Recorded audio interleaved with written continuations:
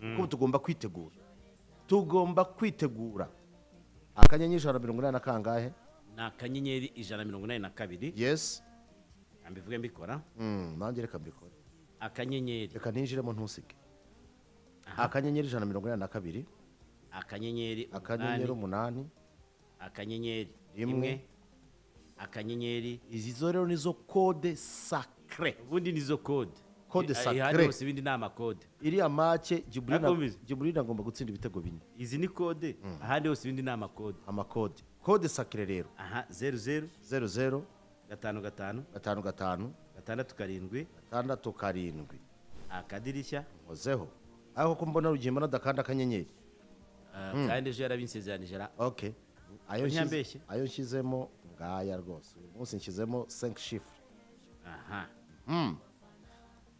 yabaye ngenda bishoje wowe bikwaye nanjye byasojwe kera okay ubwo nabandi rero ni ibintu tugomba gusoza nk'abantu b'abataramu twihuta cyane ubundi amagambo umuntu aravuze ati umwitonde araza kwegura abandi nka wawo ndi Bugesera ngo icyo mbakundira baradutinya bakegura tutarabageraho cyane ngiye nagira inama perezida witwa Doreste kwegura mbere yuko nza wenda zagaruke tuvuye nituvaye wenda vuga uti mbaye negwi ube nk'uwo Ethiopia vuga uti mbaye ngiye ku rugamba mbaye ngusigiye inshingano hari umuntu uri ingoma aravuga ati bwira Kenisi ko muhizi atazamushobora natwe abanyengoma tumutsimbarayeho reka mbabwira abanyengoma ntizihure n'urwo ya kipe yo ku mazi yahuriye narwo twiraba tuba ku harya mubikoze kangahe mu mateka yanyu kuri Gasogi reka tusubire no mubi kuva mwabaho muvuge muti twarabigerageza havuga kuva mwabaho nigeze kuza ngo mukomeye na nyakwigendera kibatoza ndavuga no ndaza avuga igifaransa kimushiramo iminwa iruma ndavuga ni Gasogi genda urisi mana we reka rero mbabwire mwabakunzi mwe ba Gasogi uyu munsi wa gatanu mugire mwiza mbibutsa yuko uyu munsi promotion kuri one for the road ikomeye cyane abantu bagorira nimurangiza mwatsindwa muce kuri one for the road mwishimire icyo ari cyo cyose cyangwa mwikubagiza wa mugani urumva uyu munsi hari match ikomeye yagora na Gicumbi kandi ndabona iyi match ishobora kuza kuryoha kurusha uko abantu babitekereza ngiye kwipimisha mu kanya urajyayo mbabaruze gushyigikira ivuko ryawe ndajya kwishyigikira cyane ahubwo ariko ndashaka kumva njye umuntu witwa birabakoraho gusa niba mbashaka kwiyumvira babwira barati imishushwira imiranyo niba mwiba nuko byamagana ariko birabakoraho ndamukunda nka buri cyo muha gusa rero nashyizeho 4 chiffres oyo 4 chiffres umuntu ni wasawa kabisa 4 chiffres kabisa ndazibonye oya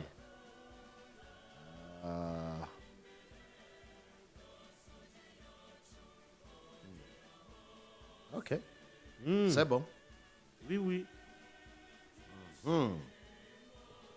ibyo ronguko hagati aho ngaho tujye mu byatuzinduye mbibutsa yuko muze kwibuka guca kuri one for the road uyu munsi hari promotion mushobora kuza muri abantu batandatu mukarya kuku ya wali bakabaheraho icupa rya Imperial Blue urumva icupa rya Imperial what Imperial Blue ndetse na Coca ku 25 gusa ikindi nanone gikomeye kurusha ibindi mushobora gukora commande ya mbuzi ya wali mbuzi ya kwa ya wali irimo n'ibirayi irimo ibintu byose ku buryo muyirya mukavuga muti muri abantu se 15 mwayimara bakaberaho n'amacupa 2 ya Jameson ushobora kubikora hariya kuri one for the road ariko ushobora no kubikomanda bikakugeraho iwawe urumva inomero rero wahamagara uyu mugabo Gilbert kuri 07 83 46 87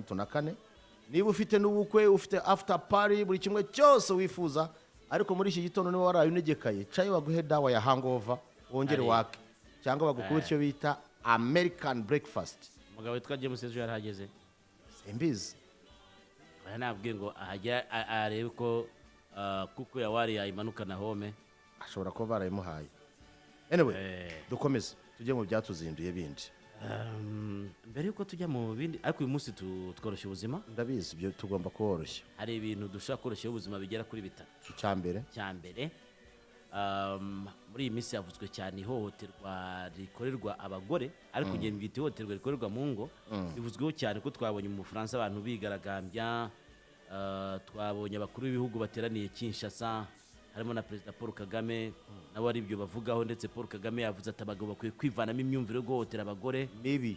Reka nanjye nongereho ngo mibi. Twabonye Karongi umwe mu bayobozi abwira abagabo ati namwe mutinyuke muvuge ihohoterwa mukorerwa, byose ni ihohotera iryo ari ryo ryose ribi.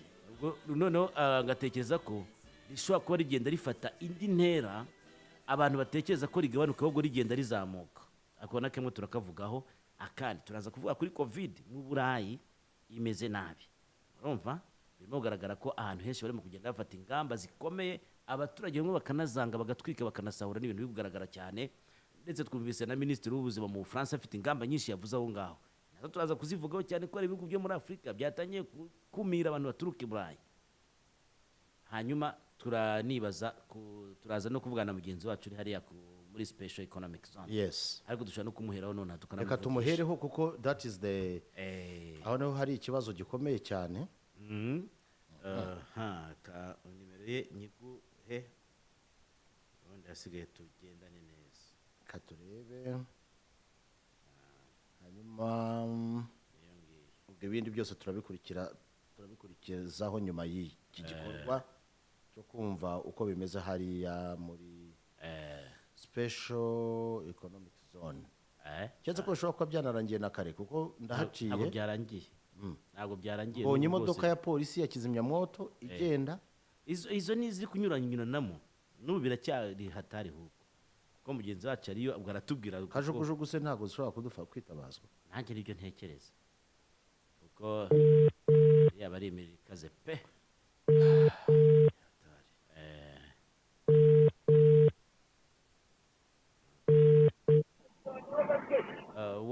Waramutse Dieudonné. Baramutse neza. Uri kumvikana kuri Radio 1 live hamwe na Mutabaruka ndetse na KNC, ukaba uri umunyamakuru wacu wageze aho ngaho imasoro mu gace kahariwe inganda. Yego. Hanyuma duhe ishusho y'ibihari kuko amakuru dufite ari uko habaye inkongi ikomeye cyane guhera mu gicuku kugera muri aya masaha, tubwire ibintu bimeze bite. Amakuru y'ibanze ahari nuko iyi nkongi yatangiye mu masaa 6 z'urukerera birumvikana. Ni inkongi yibasiye uruganda ariko rukaba ari urwitwa Sigma Industries, ari nayo ifite brand yitwa Yaga Plus, harimo Durakoti. Ubwo urumva ni uruganda n'ubundi rwakoraga ibijyanye n'amarangi, ariko hakaba harimo n'ibikorwa bikorerwamo bijyanye n'intebe. Gusa biragaragara ko rwakongose rwose, hashoboke kuba nta cyaramutse. Turabona uru ruganda rwakongeje n'urundi rukora amasafuriya rwitwa Seven Hills, nibyo? Yego. Narwo rwahiye rwakongoka? Biragaragara yuko narwo rwashegeshwe n'iyi nkongi, ahanini yari yibasiye rwa ruganda, ariko urwo narwo waruvuze biragaragara yuko rwahiye. Biragaragara yuko ibyangiritse rwose ari byinshi cyane, nta n'igishobora kuba cyaramutse. Urwego rushinzwe umutekano ariko ishami rishinzwe kuzimya ibijyanye n'inkongi birimo rurazimya inkongi. Iracyagaragara yuko ikirimo, ariko bari kugerageza, ariko nta gishobora kuba cyaramuka uburyo bigaragara aha ngaha. Hanyuma Dieudonné, nta amakuru dufite nuko hashobora kuba n'imodoka nyinshi zaba zahiye. Hari imodoka zo mu bwoko bw'ama-Actros zahiye. Izo ndi kubona ubu ngubu ndimo ndabona imodoka zigera muri 3 z'ama-Actros, nizo ndi kubona zisa nkaho zafashwe nazo n'iyi nkongi, zari ziri mu gikari n'ubundi kizi inganda. Hanyuma ubu ngubu umuriro uracyari kugurumana, ubwo amashusho twabonaga umuriro wari mwinshi mu rukerera, ese na n'ubu niko bimeze? Oya, ubu bisa nkaho byacogoye. Ubu ngubu ni icyotsi kiri kuzamuka kubera ko za kizimyamoto zahageze zirimo zirazimya. Ntabwo inkongi kigurumana nk'uko byari bimeze mu rukerera. Ubu ngubu ni imyotsi irimo irazamuka mu nganda. Hanyuma haba hamenyekanye cyateye iyo nkongi? Kugeza ubu ntabwo kiramenyekana, dore ko abaturage bahari haba bahakoreraga benshi bavuze yuko baje basanga biri gushya bose. Ntabwo imvano y'iyi nkongi iramenyekana kugeza ubu ngubu. Report yatanzwe na police post y'aho ngaho ayo iragaragaza ko inkongi yatangiye mu saa sita n'igice, hanyuma abakozi bo mu ruganda rwafashwe bakaba bayibwiye ko ubwo bakoraga amarangi imashini bakoresha yaturitse biturutse ku mashanyarazi, umuriro ugatangira kuba muke, bakagerageza kuwuzimya, ubu n'umuriro utangiye kwaka, biranga babana mwinshi hanyuma barahunga. Nta kibazo cy'amashanyarazi kiri mu kuvuga aho ngaho. biri kunugwanugwa nabyo birimo, ariko abakozi bo abenshi ntabwo barirekura ngo babivugeho, ariko ndakeka ko amasaha ari burusheho kwituma cyangwa iminota bari buze kubivugaho, n'ibyo byose bashobora kubikomozaho, ariko abenshi barimo baravuga bati amashanyarazi ashobora kuba ariyo yabaye intandaro y'ibi ngibi. Hanyuma nta buzima bw'abantu bwaba bwahangirikiye wenda bagakomereka cyangwa se bakaba bahasiga ubuzima? Oya, ibyangiritse ubu ngubu ni ibikorwa byari birimo ndetse n'izi modoka bigaragara yuko nazo zangiritse. Hanyuma wowe uri kuri tere, abantu bafite impungenge bavuga ko ari hafi y'uruganda ruteranyirizwamo imodoka ndetse no hafi y'uruganda rwa telefoni rwa Mara. Izo nganda zo urabona nta muriro wahageze cyangwa se ushobora kuba wahagera? Oya, kugeza ubu ngubu habayeho gukumira izo nganda, nta muriro uri buzigereho, kuko harimo gukorwa ibikorwa byose bishoboka kugira ngo izi nganda zafashwe n'inkongi abe arizo wenda zibasha kuba zahira muri iyi mpanuka, ariko izindi zo biragaragara yuko zitaruye izi ngizi ukuntu. Twamurika reka dukurikirane. Urakoze cyane, komeza ukurikirana amakuru, ubwo uraza kuyatugezaho mu buryo burambuye wamaze kumenya n'andi makuru arenzeho wenda. Murakoze cyane. Arakoze, tumushimire. Hanyuma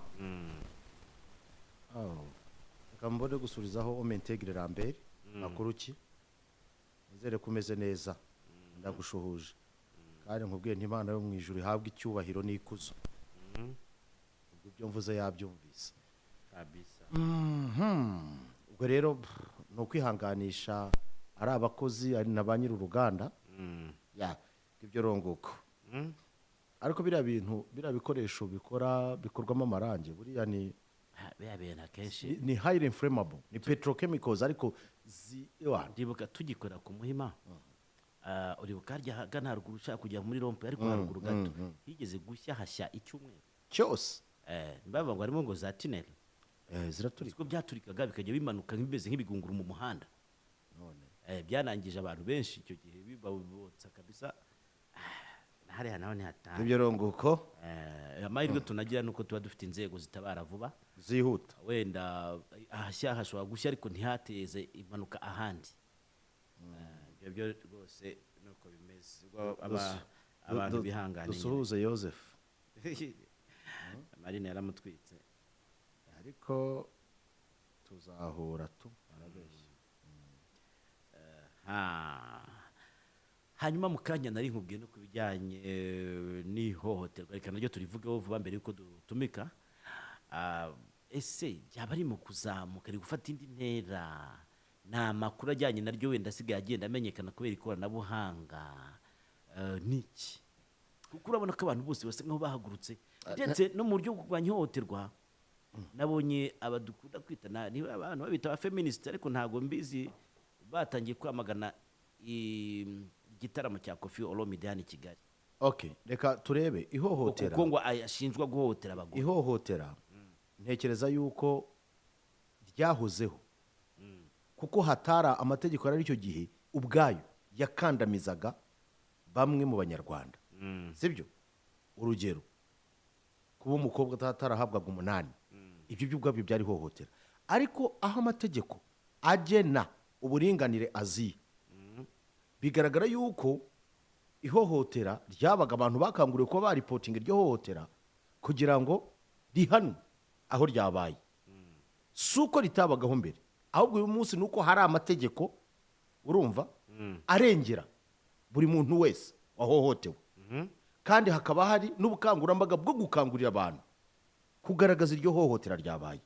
Hanyuma rero uyu munsi wa none ntekereza yuko byanze bikunze harimo n'ikibazo cy'imyumvire kiri mu buryo bubiri. Kiri ku bagabo kumva yuko bambuwe ububasha, bo bumva ko ari ububasha ntayegayezwa. Hakabamo n'ikibazo cy'abagore bumva yuko byanze bikunze basa nkaho bagomba kurekipera igihe bumva ko bakoronijwe n'abagabo kugira ngo babigaranzure bagaragaze ko nabo bashoboye. Ibyo bintu bibiri rero bikaba ibyo bizana conflict inagoye isaba n'indi approach kugira ngo iki kibazo gise nkaho gishakirwa umuturambye. Kuko uyu munsi wa none ndakubwiza ukuri, mbwira abantu nuko batajya babyumva, ntabwo amategeko ajya yunga, amategeko arahana. Icyunga ni morality, ni moral values n'ibindi nk'ibyo ngibyo. Uyu munsi wa none hari umushuti wanjye w'umufeminist harya yitwa nde, umwe wigeze kunyandikira ambwira ngo ribu ni nkoreho iperereza, yitwa nde? Ntabwo ndi kubivuga, bamwita Sylvie. Nubwo nabonye ahangana n'abakunzi banjye, ariko simbikunda biriya byo guhangana. N'ubundi ntabwo ujya mpangana, nimwe gutuma mpangana. Nigeze kuganira nawe ahantu tuganira, by the way ni n'umwana mwiza, very open, afite n'umugabo we niwe muyobozi wa HDI. Urumva, rimwe ndamubaza ntandukanyiriza ubwuzuzanye n'uburinganire. Sinzi niba unyumva neza. Va muri telefone izi ni ingingo zikomeye. Nabyo ni ibi turimo ni ibi ngibi. Mbaza nti ntandukanyiza ni umufeminist ukomeye. Sylvie niba unyuvuze kunyandikira narambwiye ntuzaza ariko dukore na debo. Harya nisanga. Ndamubwira nti Sylvie ntandukanyiriza uburinganire n'ubwuzuzanye.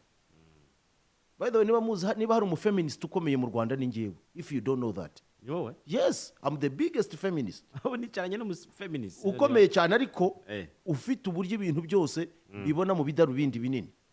Ikidarubindi cya mbere ndeberamo, mbere na mbere ngewe inshigikiye, urumva, uburinganire mu buryo bw'amategeko. Kuko abantu bose barangana. Nta mpamvu yo kuvuga ngo kanaka ngo amategeko agomba kumureba. Amategeko ni nk'umwana w'impumyi. Turumvikana nshuti yanjye. Ntabwo uyu munsi nakwishimira yuko serivisi nk'umwana wanjye teta yabiri munsi cyane iyo nk'umuhungu wanjye Shema. Sibyo? Ntabwo ari byo. Abana bose bagomba kungana imbere y'amategeko. Turumvikana, equal rights. Ibyo ngibyo nemera yuko ubwo n'uburinganire. Kandi bugomba kubahwa. Nta n'umuntu ugomba no kubipinga. Ubwuzuzanye rero bukazanamo aspect y'umuco. Twitwara gute? Urabyumva neza? Kuko by the way wabyemera, twajya muri anatomy, twajya mu biki, hari difference igomba kubaho. Hari inshingano ziri unique kuri buri ruhande. Turumvikana? Uyu munsi wa none ntabwo uzambwira ngo kuko wenda ngo nterinda mbyare. No, it can't work. Kuko siko ndemye. Ibyo nabyo tugomba kubyubaha. Icyo twita ubwuzuzanye rero, mu gihe ubwuzuzanye budakozwe, uburinganire buzahura n'ibibazo. Aho dushyira imbaraga siho zigomba kujya. Icyo amategeko cyo cyarumvise completely, nta n'ugomba no kubipinga. Ariko icyitwa ubwuzuzanye ari nabwo bushobora kuzana mindset, bushobora kuzana bwa bugwa neza, kushyira hamwe, gutegura, kuzuzanya. Icyo nicyo kintu gikomeye cyane. Uyu munsi wa none ubwuzuzanye bugena inshingano za buri muntu mu rugo. Uyu munsi nubwo waba minister ntibizakubuza gutwita, because that's how it is. Niko bimeze. N'abamikazi barabyara. That's how it is. Uyu munsi wa none nubwo waba minister ntibizakuvanaho ijambo kumva yuko hari inshingano ufite mu rugo nk'umubyeyi w'urugo. Understand that? Icya kabiri rero abantu bagomba kumenya n'ihame rya feminism. Aba ntabwo babyumvise neza, ntabwo bisobanukiwe. Byatangiye ryari naramubwiye nti uzashakire history of that tubimenye. Kuko niba bumva ko gupushinga icyo kintu gishobora ku excludinga ubwuzuzanye, that is the biggest mistake we are making and we shall suffer the consequences. Reka dushyire imbaraga, dear feminist, aho muri hose dushyire imbaraga mu kintu cyitwa ubwuzuzanye. Kuko uburinganire bwo iryo ni ihame. It is constitutional rights. Ibyo byo nta n'uwana bipinga, uwabijya akanabipinga bafite ikibazo cye twamufasha kumuvuza. Ariko nitudashyira imbaraga muri speech dutanga, mu byo byose dukora, ntidushyira imbaraga mu bwuzuzanye, ubwuzuzanye ubwabwo buzamo na rwa rukundo. You understand that? Yeah. Ubwuzuzanye buzamo, I don't know, sinzi niba wumva I can feel love in the air. Mvuga ubwuzuzanye. Ubwuzuzanye buzamo cya kintu cyo kugira responsibility ukumva ko hari icyo ugomba gukora, hari icyo mugomba gushyira hamwe, hari uko mugomba kugena umurongo wo kubaho, things like those. none se Yes. iyo ubivuga ndabyumva Okay. ariko se Urabikora se? reka nkubaze n'abandi nuko babyumva, ese abatabyumva gutyo kuki babyumva ukundi gusa nk'aho ari uguhangana? Njyewe inshingano zanjye ngomba gukora mbere na mbere nk'umunyamakuru ni ukwigisha, sibyo? I'm like a preacher, ni ukubwiriza. Rero uyu munsi wa none mije profe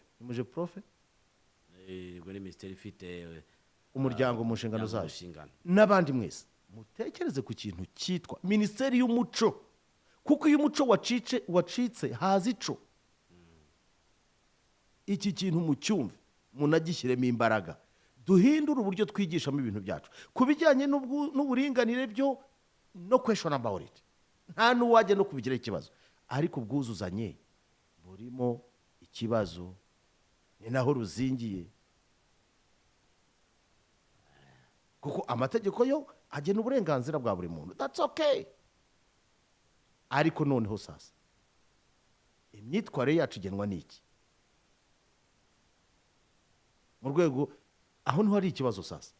Uyu munsi umugabo aricara akavuga ati okay, niba madamu avuye mu kabari kuko uburinganire bwaraje, ariko akirengagiza nawe yuko nawe atari byiza yuko arara mu kabari akaza anukira umuntu inzoga. Aho ubwuzanye buje muravuga ati ariko muraganira, family kongera ikaba family. Ariko niba amategeko azaza kuba ariyo abagenga mu rugo iwanyu, hakabaramo ubwuzuzanye mu buryo mugomba kugena imibereho yanyu, umuryango uragiye. Abantu baraza kuduha ibitekerezo bagenda batubwira uko babyumva. Hagati aho rero hari byinshi. Ushobora no kunyibutsa ko turi dufite n'abatumirwa ku isaha saa 2:30 abaturutse muri University of Kigali. Hari byinshi baza kutuganirira bijyanye wenda n'uburyo ireme ry'uburezi rishobora ryaba ritezwa imbere muri iyo kaminuza, porogaramu bagiye bafite zishobora gufasha abanyarwanda. Burya ibyo tujye tubiganiraho, graduation bateganya, ibyo byose turaza kubivugaho. Burya abaye graduation ni abantu bashyizwe ku isoko ry'umurimo. Good. Ese bashyirwayo bafite iki?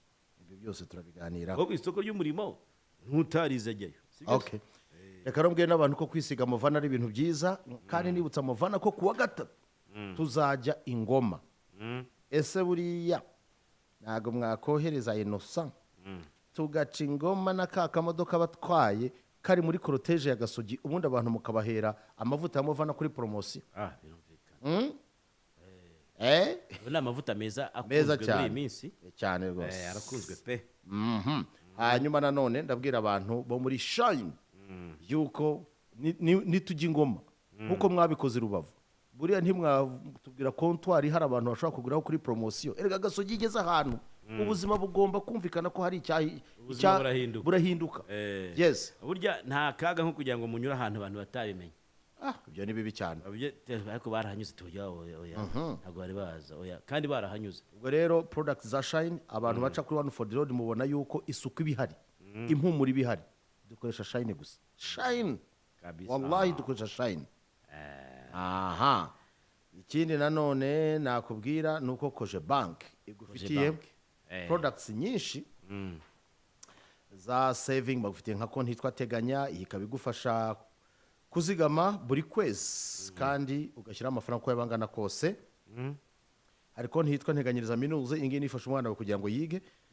Ni ngombwa yuko umuteganyiriza hakiri kare, kuko niba umwana utamuteganyirije uyu munsi ejo uzaba utangira guheka inyota, ariko mwana ibintu nk'ibyo ngibyo, kandi abana ari umugisha disi we.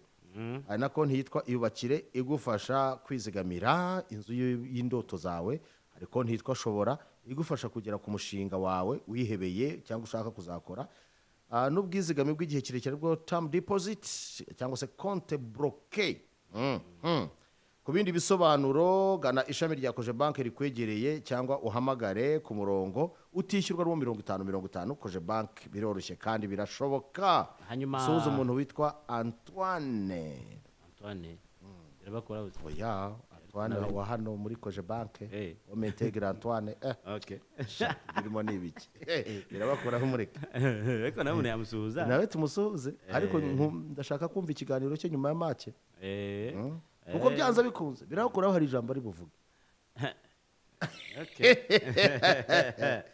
wari gusuhuza Haji Yusuf champion rwaye bigeze haryoshye anatubwira ukuntu amatike abantu bayagura ariko okay biragenda gute muze Haji kutambwira cyangwa Desayi ushobora kumva iri tangazo aribwira utaryumvise we bireba hakomeza mbwire hanyuma Golden Furniture aho ngaho ni hariya ku Kicukiro bafite showroom ndetse na hano mu mujyi rwagati hari impande yo kwa Rubangura kuri ya parking ihari aho hita ubabona rwose ahahoze urusengero rwa Rugagi hari rero uhabona ibikoresho byinshi cyane bituma iwawe haba mu nzu intebe nziza ibitanda utubati ama TV stands ariko noneho igihari gihambaye matela okay buri kimwe cyose ari urakibona zikomeye zifite rasoro imbere ku buryo uryamukane pa ntabwo ari yandi uryamirika kuvuna akajya ni ibiti uryamyeho nta nubwo ari umufuka kuko uryamugahera yuko ukagira ngo irafukutse wanayibyukaho ugasanga harimo umuvure wapi kabisa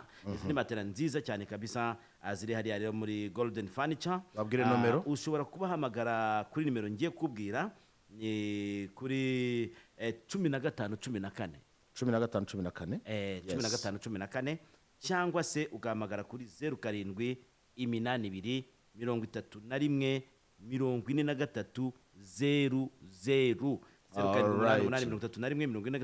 07 icyo nakubwira nuko ibyo uhaguze baranabigutwaza good cyane hanyuma Marita arimo arambaza one for the road hahereye hehe ni hariya uzamuka iremera urabona muri rompo iriya Sonatube zamuka usa nkaho ujya ku cement reba itaje hari ikoreramo marketing ya Burarirwa hari ibyapa bya Amstel ariko harimo n'ahantu bagurisha imivinyo n'ibindi hitwa Terasa yes uzanahabona hahoze kera higeze kuba Ndori supermarket hari na bank yitwa GT Bank kuri iyo nyubako urabura icyapa cyanditseho one for the road cyapa kinini ngiye nshimira abantu baho kuko hari gahunda bazanye nziza ya kuku ya wali ntabwo ari bya bintu byo kujya kwirigata intoki bagukubita kuku ya wali ukayirya ukumva ukumerewe nakubwiza kuri abantu batandatu ntimwayihirika batandatu kuko nzi abantu batandatu uyu munsi rero hakaba ari promotion muraza muri batandatu mubahe kuku ya wali cyangwa se batanu cyangwa se babiri biterwa n'imbaraga zanyu z'igifu urumva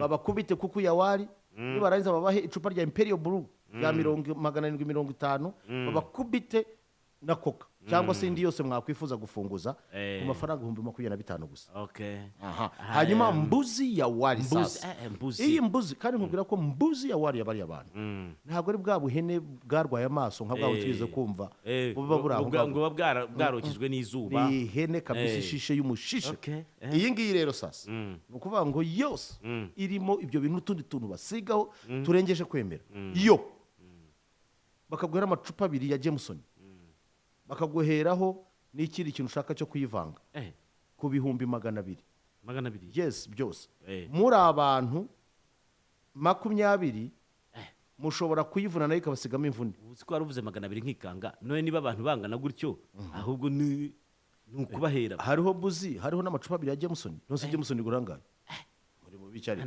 yes uyu munsi rero uhagere ndumva baza kubaho no ku mahirwe yo gutestinga kuri ka Imperial Blue mwinjira bakagwa akantu kwinjira abara abana b'abakobwa beza bo muri baguhereza umiraho winjira ukomeza bakubwira ati karibu sana muri one for the road hari n'ibindi byinshi uba ugenda winjoyinga ibyo ronguko babandi binjira buri kanya basohoka muramenye mudasinda mutaragura akora kumva ngo yinjira sohoka uyu munsi umusire queen wemewe cyane ushobora kuza tukamuha icyo kurya kubuntu nicyo ku we tukamusaba gupostinga gusa yes ntanyandikire uwumva kabisa hari banebe yemewe muri bo hagira unyandikira ambwira ati ngewe ndi tayari uyu munsi kugira ngo nze kuri one for the road mfata ibyo byose nafata American nafata mbuzi ya wali nafata kuku ya wali nafata dawa ya hangover nakuri ibikera ashobora no kuza afite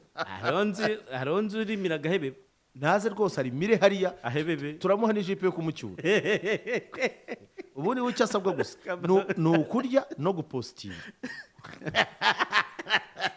akuma kandi gwararimira gahebe ndakwiyamye twigomereza najya nonesha naba ndengana hanyuma nyuma y'igihe kirekire abantu badafite ibyo bareba badafite aho bahurira ngo batarame korali do Kigali iragarutse korali do Kigali irahari iraje pe iraje hariya muri arena ku itariki ya 19 z'ukwezi kwa 12 mu cyo yise Christmas Carols Concert. Christmas Carol Concert, yes. Urumva harimo Christmas, ubwo harimo Noheli.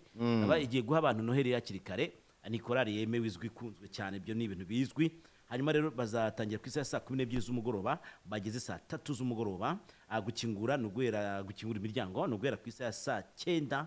Amatike rero hari ya VIP, ngo ni table y'abantu batandatu ku mafaranga 150. Hanyuma rero umwanya ubwo ari umwanya umwe ni 25, VIP ni 20, indi myanya ni 10,000 mu gice cyo hasi ndetse ni 5,000 igice cyo hejuru. Hanyuma rero ngo abazaza mu gitaramo barasabwa kuba bipimishe COVID-19. Ibyo ni ngombwa. Hanyuma kandi bakaba barikingije nibura rumwe imwe muri doze, barakiriye imwe muri doze zitangwa hano mu Rwanda. Hanyuma rero amatike aragurwa online abantu banyuze ku rubuga rwa wa3ticket ni wa3ticket.rawa. Wagira ikibazo cyo kugura tike rero ushobora guhamagara kuri nimero ngiye kubwira, yandike 0782 63 56 45 cyangwa se kuri telefone nayo nkubwira 28 38. Okay. Cyo ni gitaramo kizaba kidasanzwe rero Kimbatura mugabo. Reka rero nkujyane mu birori nk'ibyo ngibyo. Ubwire ko ku itariki 11 z'ukwezi kwa 12, sibyo? Ejo bundi muri hoteli yitwa Serena. Hazaba hari dine izahabera. Icyo usabwa ni muri Serena, yes. Muri Serena. Si bya bindi se byo gusangira ijambo ariko dusangira n'ifunguro. Uri kumwe n'umukozi w'Imana, homme integre, Bishop Harerimana Jean Bosco wo muri Zerafat Holy Church. Hanyuma rero icyo usabwa rero ni kimwe, table nuvuga ngo kwishyura ntuza yawe ni 100,000. Urumva? Ariko hazaba harimo amakorari, hazaba harimo buri kimwe cyose, harimo ijambo, harimo umuhanuzi ushobora kukubwira icyo Imana yakuvuzeho.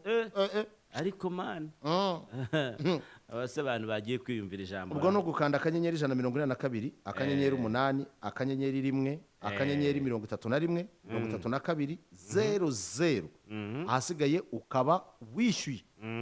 Kuko imyanyo urabizi ko agomba kubahizwa n'ingamba zo kwirinda COVID-19 cyane bake. Rero ku bindi bisobanuro none wahamagara 07 88 50 00 50. Abantu bari kubaza ngo umuprofete wamamaye i Burayi na Amerika na muri Aziya hose ninde? Yitwa Nema Sikatenda. Hari n'abaperezida yahanuriye kandi baranamusinyira ibyo bahanuriye maze kuza. Nukuri muzamukinisha naze rero bahiri ku bwami bwa Satani. Ngibyo rero ahubwo ntibuhirimye, burahirimye wallahi burahirimye. Ariko nayiba yakamejeje nayiraza burya irwanya abayirwanya. Urasara umuntu agwa igitero utamugabiye igitero. Anyway, bitumukene abantu tugaruke mu kanya. Tugira gutya. Igihe kirageze ngo ufate inzira igana ku nzozi zawe. Ufungura konti yo kuzigama ya Cogebanque ikunogeye. Tugufitiye konti iteganya igufasha kuzigama buri kwezi kandi kungukira bishimishije. Konti integanyiriza minuze yo kuzigamira amashuri y'abana bawe iguha inyungu nziza. Konti yubakire igufasha kuzigamira kwiyubakira inzu wifuza. Na konti ishobora igufasha kuvana umushinga wawe mu nzozi ikanakungukira bifatika. Hamagara umurongo utishyurwa 50 cyangwa ugane ku ishami rya Cogebanque rikwegereye uhitemo konti wifuza uyu munsi. Amategeko n'amabwiriza birakurikizwa. Cogebanque, biroroshye kandi birashoboka. Ubaka ibirambye ukoresha insinga z'amashanyarazi karite ya mbere zikozwe 100% muri pure copper za Alpha Cables. Insinga z'amashanyarazi za Alpha Cables ni made in Rwanda, zikaba zifite n'ikirango cya S-Mark cya RSB.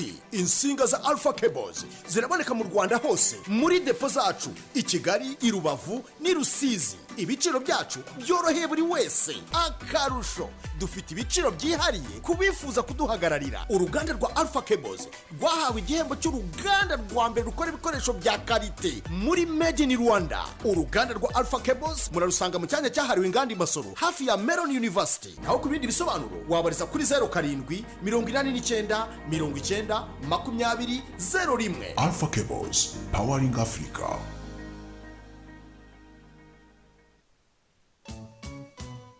Madamu bintu ni sawa. Hehe n'indwara z'ubuheri, imyate, bwa bwana bwarwaraga bushishikara, ushime buhekenya amenyo butaranayamera. Hehe ubu Movana ni umutuzo ku muryango wacu. Movana, vuga uti Movana.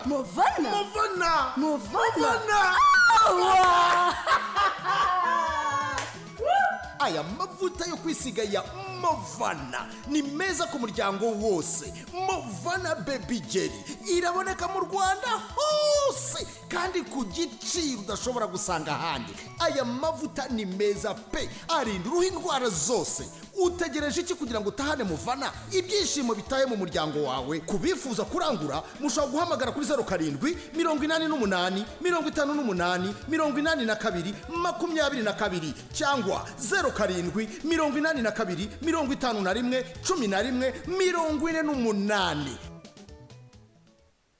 Uburambe bw'imyaka 25 QFR Magodoro Dodoma imaze muri Afrika bwayihaye ubunararibonye butuma amatora zayo zishimwa na bose kubera ireme ryazo karemano. Bityo kuzizina yitwa Matora Dodoma, ubikabikorera no mu Rwanda aho ubuziranenge bwashyizeho vu. Nawe rero vimvira kuri matora uzaraga n'ubuvivi. Matora Dodoma original haba ku cyapa kiranga ku muguno wayo ndetse no kwisashi ifunitsemo handitse QFL Magodoro Dodoma na Matela Dodoma. Urayisanga kubahagarariye Matora Dodoma. Baza urutonde rw'ibiciro byashyizweho n'uruganda ubundi ugenda udabagiza umuryango. Ese wari uzi ko 1/3 cy'ubuzima bwawe ukimara uryamye? Hitamo neza rero. Niko agaciro k'uruhu rwawe waba ukazi? Ukabukira usiga inenge mvamahanga. Iwacu hari abahanga bahanze akeza gakesha uruhu rwawe kakakuzamurira uburanga kitwa Shine. Uzi ukuntu glycerine ya Shine ifungura amavuta wisiga akafata ku mubiri neza, wanayisiga yonyine akagukiza wa mwera wananiye ayandi. Cyo kimwe na vaseline yayo ikesha abakuru n'abato bagasigara bashashagirana kurusha shenete ya zahabu.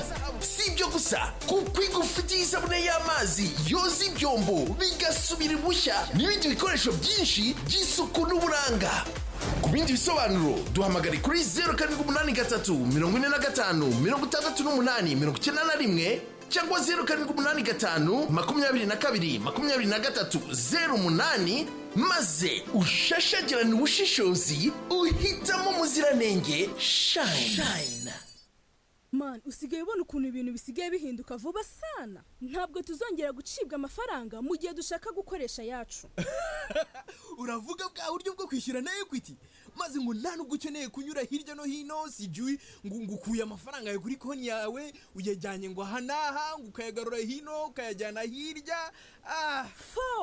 Nta kintu kiryoshye sana mu Rwanda twigeze tugira nko kwishyura na Equity. Uretse yo na chapati zo mu biryo. Ishyura fast na Equity ukanza akanyenyeri 555 akanyenyeri 1 akanyenyeri kodi y'umucuruzi akanyenyeri umubare wa yishyurwa urwego birihuta kandi nta kiguzi. Equity, ishusho nshya y'Abanyafrika ikwitayeho. Seagram's Imperial Brew muyizanirwa na Tianis kandi iraboneka mu Rwanda hose. Kubifuza kurangura mwarangura kwa Eugenie mu isoko rya Nyarugenge cyangwa mukamuhamagara kuri telefone 0781602984. Munywe mu rugero kandi inzoga ntizemewe kugurishwa ku bana bari munsi y'imyaka 18. nyuma y'igihe kirekire kubera impamvu za covid-19 expo y'abanyejipte yongeye yagarutse kugira ngo twizihize iminsi ya noheli n'impera z'umwaka byibuze twishimye kuko turahaha byiza ku giciro cyiza. Muri expo y'abanyejipte nk'ibisanzwe izabera kuri Petit Stade Remera ifite ibicuruzwa byinshi. Muri ibyo harimo inkweto, amashakoshi byakwire by'abagabo, abagore n'abana, imyenda y'amoko yose, amapinjama y'abana, ibikoresho bya electronique birimo amakwiziniyeri, amapase, tutibagiwe imitako itandukanye yo mu nzu n'amahoteli nk'amatapi n'ibindi byinshi, amashenete, impeta n'ibindi bitandukanye abagore bakunda. Iyi expo iratangira tariki 18 ikazageza tariki 6 z'ukwezi kwa 12. Imiryango ikazajya ifungura guhera isaa 4 za mu gitondo kugeza saa 3 za nijoro. Amabwiriza yo kwirinda covid-19 azubahirizwa. Smart Egypt ibifurije noheli nziza n'umwaka mushya muhire wa 2022.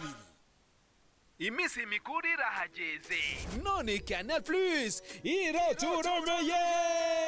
Muri iki gihe cy'iminsi mikuru nta kiruta ibindi nko kuyizihiza hamwe n'umuryango wawe. Ngaho rero ngwino ube hamwe n'umuryango mugari wa Canal Plus twizihize noheli ishyushye we. Ntucikwe kuko decoder ubona amafaranga 5,000 gusa ndetse na installation ikaba 5 gusa. Ryoherwa n'amasheni agezweho nka Canal Plus Pop, wirebera urwenya n'imbyino. Canal Plus Pop ureba amacenga menshi muri football ndetse n'ayandi masheni menshi atuma usoza umwaka usharamye. Ku bindi bisobanuro gana umucuruzi wemewe wa Canal Plus cyangwa ku iduka rya Canal Plus rikwegereye. Ibyo ronguko ikindi nakubwira nuko amafaranga yacu burya tugomba kuyubaha. Aba yaratuvunnye cyane, amafaranga aravunana. Bakundi tuyubaha duhahira iwacu, twihesha agaciro, nta mpamvu kugira ngo tuhahe tubikorera umuntu abe yanadusiga byibe, cyangwa se nitujya no guhaba tumwe ngo byashize kandi wenda hirya hari ibindi byiza kuruta ibyo. Koresha iwacu. Isoko ri kuri telefone yawe ngendanwa, aho wagiye muri Play Store utarabikoza nabikora ubu akandikamo ijambo iwacu agasiga kanya akandika online, ubundi akajya rirema ameze neza cyane. Good. Akandi gaciro uraho ifaranga ryawe rero urakoresha konti yawe ya Equity aho ufitiye amafaranga yawe. Uri system uriyandikishamo yo kujya wishyura abacuruzi utagombye kubikura amafaranga. Hanyuma rero uzajya ukanda akanyenyeri 5 zikurikiranye, akanyenyeri 1 akanyenyeri 1 akanyenyeri kode y'umucuruzi, umubare wayishyurwa akego, ubundi mu buryo bwihuse ukaburangije kwishyura ibintu bimeze neza cyane. Nibyo kabisa niko bigenda ukabikora utyo. Urumva? Good. Hanyuma turi ibitekerezo by'abantu twihuta cyane. Turabireba ariko hari akandi kantu nshaka kubwira. Hari icyo bita Rwanda Influencer Awards. Tugezweho ku bufatanye na Century Park Hotel ndetse n'ahandi. Ni ibihembo biteganijwe tariki ya 18 z'ukwezi kwa 12 n'ejo bundi. Bikazahuriza hamwe ibyamamare mu ngeri zitandukanye bivuga ngo rikumvikana. Yes. Mu byiciro 10 birimo rero bagenda batubwira ibyiciro bigiye bitandukanye. Harimo iby'abanyamakuru, harimo banga batwita ngo ni, reka mbikubwira uko biri. Hari social media influencers, abo barahari. Hari journalist influencers, hari art and creative influencers, hari content creator influencers na lifestyle influencers. Aba rero ushaka gutoramo mu ibyo byiciro ukagenda utoramo wowe ushaka, wumva ushaka kugira ngo abe yahabwa ibyo bihembo. No kuvuga ngo ureba abakoresha bashobora kuba hari impinduka bazanye mu byo bakoze bakoresheje imbuga nkoranyambaga, cyangwa se bakoresheje ubugeni runaka, cyangwa se biciye mu bihangano runaka. Harimo amazina agiye atandukanye rero muri abo bose wagenda utoranyamo. Iryawe ririmo? Ndi kuribonamo. Reka nze ngutore. Rero sinjya nkunda ibintu byo kwiyamamaza. Ntajye ibyo simbikunda. Buriya ugiye kwiyamamaza inshuro nyinshi uba wibeshye. Yes. Niyo mpamvu ntashaka no kujya mu mazina. Ariko ndi kuribonamo gusa wabishaka yabikora, ariko gutana hari n'utabishaka. Ubwo se umuntu ajya kuri rubuga. Imbuga ujyaho rero ndabona ari imbuga zitandukanye. Hari wa3.mni.rw cyangwa se ubwo ni wa3.ma na i isanzwe /rawa. Hakaba noneho MNI MNI aha akadomo rawa akadomo rawa hakaba na wa eshatu akadomo igihe akadomo com na wa eshatu akadomo inyarwanda akadomo com. okay aho rero niho ujya ukareba uko bimeze ibintu ukabishyira ku murongo. all right ngibyo rero nguko turebe ibitekerezo by'abantu twihuta cyane cyane. Hano umuntu aragira ati kuko twari twibajije kuri ku kintu cyaba gituma ihohoterwa rikorerwa mu ngo rirushaho kugenda rifata indi ntera kandi inzego zose ziba zarabihagurukiye. Aravuga ati njye mbona ntabyo bahagurukiye pe, niba hari n'ababihagurukiye ni bake. Umugabo yandaje hanze imvura inshikiraho kugeza mu gitondo, mpamagaye umutekano, ubwo nawe wahamagara umugabo arangije arasubiza ngo inzu niwe wayubatse si leta yimwubakiye. Bafunguye saa 11 mpita niroha mu nzu nitunganyiriza abana bajyana ku ishuri. Iyo ngiraho njya mba naragiye baduhotera kwa ko bazi ko ntaho tujya. Kanumva bitoroshye. Ubwo se ubwo umuntu yakubyo biracyabaho ngo ngenda. Simbizi pe. Umuntu se ko numva ari ikiheba ahubwo umugabo. Ubwira inzego ngo yubatse inzu. Kirere si. Hanyuma uyu aravuga ko icyo atekereza cyaba kibitera ni n'umunyamakuru abati ni stroke and mental health problems due to the speed of world's development. Ntaho bihuriye sinemeranya nawe. Ubwo niko abyumva. Yes, gone. Undi hano aragira ati Kenisi ntakazajye arengera abagore bubu ni abagome cyane ashyiro za nyinshi. Akomeza agira ati abagore bari hanze aha bameze nabi, iby'ubwuzuzanye ntibikunda, niyo mpamvu impfu zizajya zihoraho. Abagabo banga agasuzuguro k'abagore bari hanze aha. Ariko abagabo none se abagore bakunda agasuzuguro k'abagabo bari hanze. None ariko hari ibintu bimwe rega, ikintu cyo cyose umuntu yikurira yishyira gusa kumva ari ngewe mwa ibintu biba byapfuye. It is a give and take. Okay. Hagomba kubamo reciprocity. Niba umuntu umwubashye uko ushaka icyubahiro nawe kimuhe. Hari ibintu bimwe ntemeranya n'abagabo. Nta namwe byanditse yuko igihe cyose umugabo agomba kwigira nk'intare. It can't work like that. Hari undi mukinnyi ukina mu cyiciro cya mbere hano mu Rwanda mu kipe ya Musanze. Aravuga ati ikintu kibitera nuko izo nzego ziza zivuga ko zabihagurukiye zishyigikira igice kimwe, bakagombye kuringaniza bose. Uburinganire bwo bugomba kubahirizwa. Nta nubwo nemera yuko umugabo arengamo. No, kimwe nuko ntakwemera ko umugore nawe arengamo. Ibyo rero ni ibintu bigomba kubahirizwa. Ariko ubwuzuzanye bwo buragoye. Kuko ubwuzuzanye ni uburyo abantu babiri bahitamo uburyo imyitwarire yabo, uburyo bazamura famiye yabo bayikoramo, uburyo basangira ibintu byabo, uburyo bakoramo ibintu byabo. It's how organized they are. Erega buri wese agiye yuza inshingano ze. Yes. Ibintu byaba neza. Uyu munsi wa none dufata urugero. Hari umugabo ushobora kumva yuko mu buzima bwe adashobora kuzapfa yuhagiye umwana. Kandi twabonye nabi bihangange babuhagira bakabitangira. Hari nk'umugabo wumva mu buzima bwe kuva yakwitwa umugabo adashobora kujya gucyura abana bavana ku ishuri. Avuga ati ibyo madamu nakuguriye akamodoka ibyo ni ibyawe. Cyangwa ufite umukozi ujya kubakurubana. Buse koko ubwo bwuzuzanye buri hehe? Urumva ibyo bibazo rero nibyo biza bikagenda bigahinduka ibindi. Sinaze yuko hatarimo abagabo badashobotse kimwe uko harimo n'abagore badashobotse.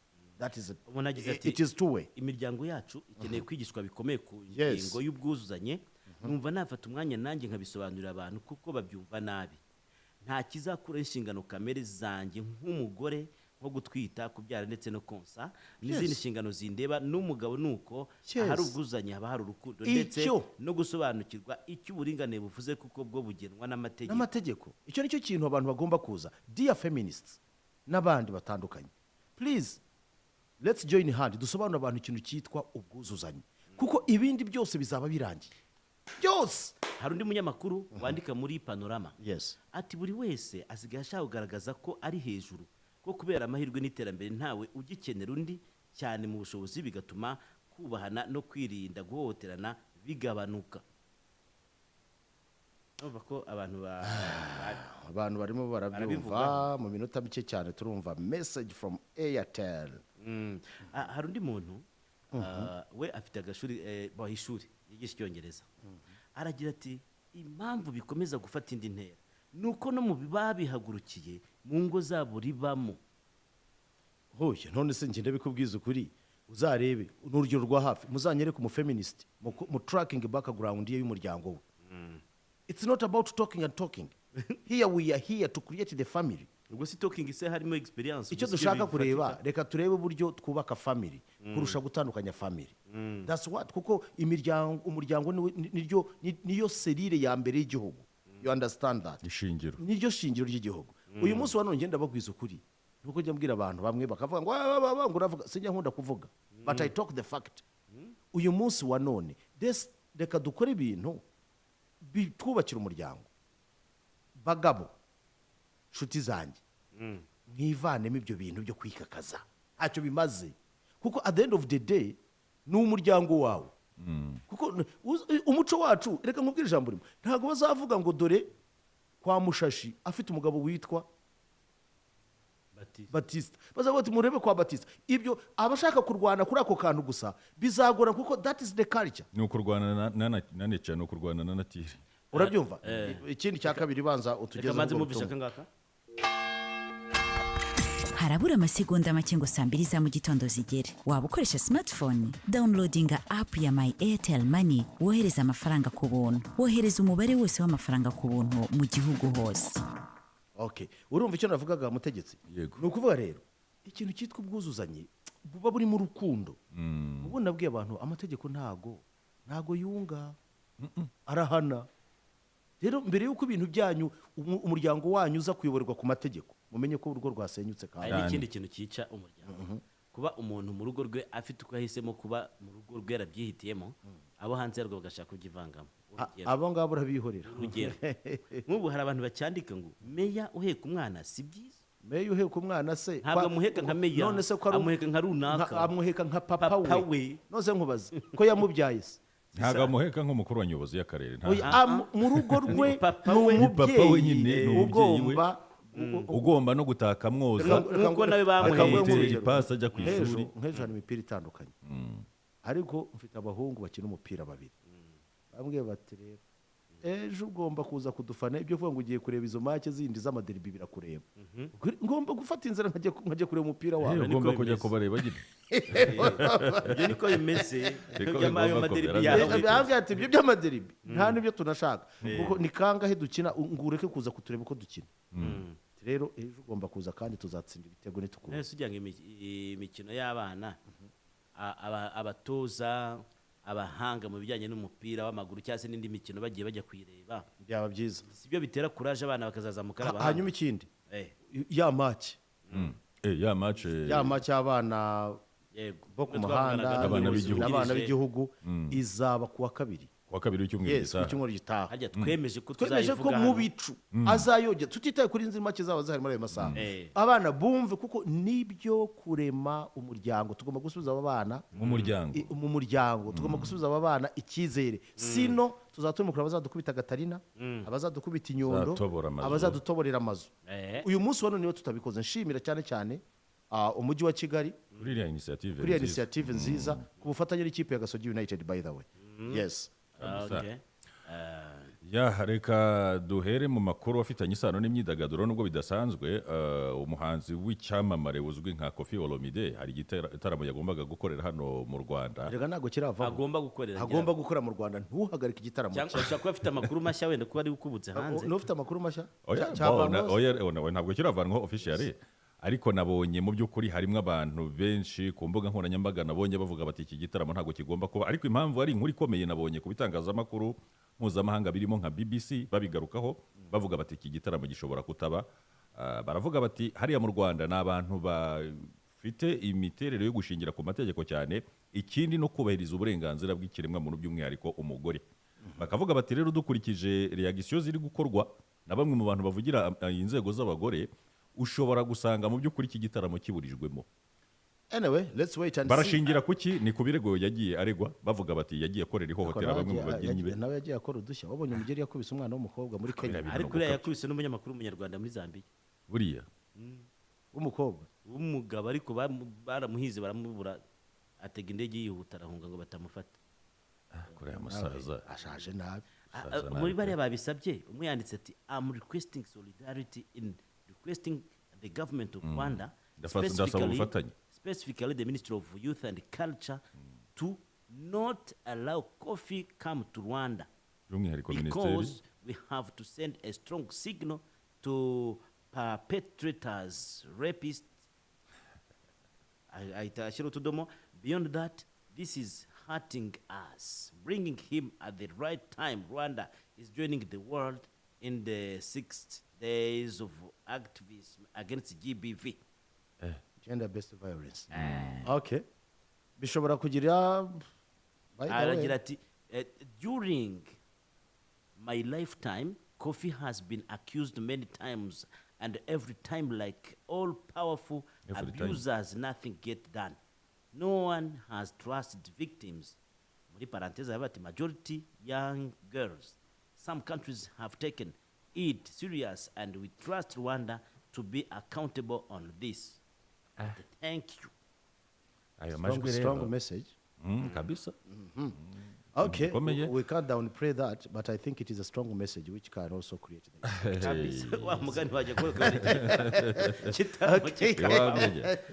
hanyuma rero mu gihugu cya Sudani ariko ahantu namupingiye kwese uriya mwana w'umukobwa umugeri mubi akirana imyitwarire hajya bari muri Kenya sha izina nka ririya rikomeye yitangira arakubita ubundi ugeze hariya urumva ariko n'urukiko rw'i Versailles mu Bufaransa rwaramukatiye 2019 hari mu bujurire ngira mu bujurire ejo bundi ndumva hari ibyo bamukatiye ntacyo buriya buri muntu yikorera umusaraba we tujye ku bindi mu gihugu cya Sudani haherukaga gushyirwaho amasezerano yashyizweho umukono n'impande uruhande rw'abasivile ndetse n'urw'igisirikari bemeza ko Abdallah Hamdok agaruka ku mwanya ku buyobozi bwa primature cyangwa se ku buyobozi bwa guverinoma ariko abaturage n'ubu ngubu ntago baranyurwa hari imyigaragambyo n'ubu ngubu yateguwe mu bice bitandukanye mu mujyi nka Khartoum ndetse na Omdurman. Abaturage baravuga bati twasabye aya masezerano agishyirwaho umukono ko igisirikare kiva burundu muri politiki ntibyakorwa hanyuma rero igisigaye nuko badusabaga kureka imyigaragambyo ntabwo dushobora guceceka ntabwo dushobora kuyihorera paka igisirikare kivuye muri ibi ngibi ibi ndetse byanagize ingaruka kuko n'umuryango mpuzamahanga bimwe mu bihugu biwugize Leta Zunze Ubumwe za Amerika zari zavuze ko nubwo bwose iyo ntambwe itewe ariko bitavuze ko igiye gukuriraho ibihano yari yafatiye Sudani nko kuyihagarikira amafaranga yari yahawe guverinoma yagombaga gushyirwa mu mishinga y'iterambere baravuga bati n'ubu ntago turanyurwa musubiza ibyifuzo by'abaturage ubwo rero no kuza kureba niba ba General Burhani bashobora kuvuga ngo ya ngo reka tube tubivuyemo no gutegereza tukara uko biza kugenda hanyuma rero hakurya gatoya mu gihugu cya Ethiopia leta y'iki gihugu yamaze kwirukana abadiplomate bane bo mu gihugu cya Ireland irashinjwa iki irashinjwa ko ngo yigaragaje nk'ishyigikiye Tigray mu ntambara imaze umwaka abarwanyi bashyigikiye ubwigenge bwayo cyangwa se baharanira ubwigenge bwayo ba TPLF bahanganyemo n'ingabo za Addis Abeba bakaba bavuga ko bashatse kugenda berekana yuko bashyigikiye nyine abo barwanyi mu gihe bari mu rugamba rwo guhangana na Addis Abeba hanyuma rero ikindi nuko mu gihugu cya Sudan mu gihugu cya Libya n'ubu ngubu amajwi ni menshi imbuga nkoranyambaga n'ibitangazamakuru bitandukanye bikomeje kugaruka ku kwanga kandidatire ya Al-Islam Al-Qaddafi wakuwe ku rutonde rw'abagombaga guhatana mu matora y'umukuru w'igihugu bamwe bakavuga bati niba kuweho kuki General Khalifa Haftar we batamukuraho kandi ubushinjacyaha bwari bwasabye ko bombi barigwa ibintu bijya kuba bimwe ibyaha bijya kuba bimwe nubwo inkiko zitarabibahamya bati bakwiye gukurikiranwa mu gihe okay sava wakoze cyane merci umuganda yarakomorewe yarakomorewe kandi aperi zakira na Berkane ku cyumweru zajyayo nzajya muri yanza ntazajya urenza ureba nibwirira harya ni pronostic kusekasa bwira pronostic nyine ibitego biri kubusa yande cyape ubisa bwa Berkane ariko nabonye defense yayiva ya Berkane urumva inaje maze gutsindwa na Wydad Casablanca ejo bundi yarakubiswe yose barayikosoye hari nundi yanganyije na Difair ryagira ngo Wydad Casablanca iroroshye gutsindwa na Wydad ntabwo ari igisebo pe ari igisebo ariko no gutsindwa nabyo ni igisebo ariko reka dutegereze kuko wape niyo iri mu bihe byiza kuko yatsinze derby yayo rero iyo morale yo gutsinda derby ishobora kuyifasha gutsinda ibyo bitego wavuze ariko se ko biseka ni ibyishimo niyo ntego se hanyuma se hari match iri buhuze Gicumbi na Gorira uyu munsi Gicumbi ejo bundi yarasita itakariza mu rugo barayibye vibaya sana Kiyovu ngo yayikoze ariko Gorira nayo uko nyizi ntabwo ari ikipe yoroshye nayizo ngo nayo irayikoramo Gorira ngo bene imbwa ngo bayikoze mu mufuka tuvuze ngo ivuga ko ntabwo twari duhari ngo Kiyovu ko yayibye none nawe uti Gorira nayo nayizo bivuga ngo Gorira nayo irayibye oya ntiri buyibi ariko ndabona Gorira ishobora gutsinda Gicumbi abingahe nka 2-1 ariko abasifuzi bitonda ari ahantu simbona habamo difference y'igitego kimwe ahubwo amakipe ashobora no kugwa miso most likely ni igitego kimwe ku busa cyangwa 0-0 njye niko mbiyumva hanyuma Mukura na Bugesera Mukura irahonda Bugesera ifite n'abakinnyi batangiye kwivumbura n'umutozo uri ku gitutu cyo kwirukanwa ariko Gasogi nimbi uzi kwikugeramo ukagira ngo ni Ruzagayura yaguteye kugira ngo ni icyorezo giteye hano match zabera nindi zakira irabera Mukura irakira ntabwo Bugesera irava hepfo iriye Mukura irayirya ntabwo ivuye pe hanyuma Gasogi zakina kwa gatatu na Etoile de l'Est ni ibitego 3 bya Gasogi kuri kimwe cya Etoile de l'Est ngayigendere cyangwa hari ikindi wari ugishaka kuvuga ndakivuga ngarutse ntabwo mushuti wawe yatangiye kurwana se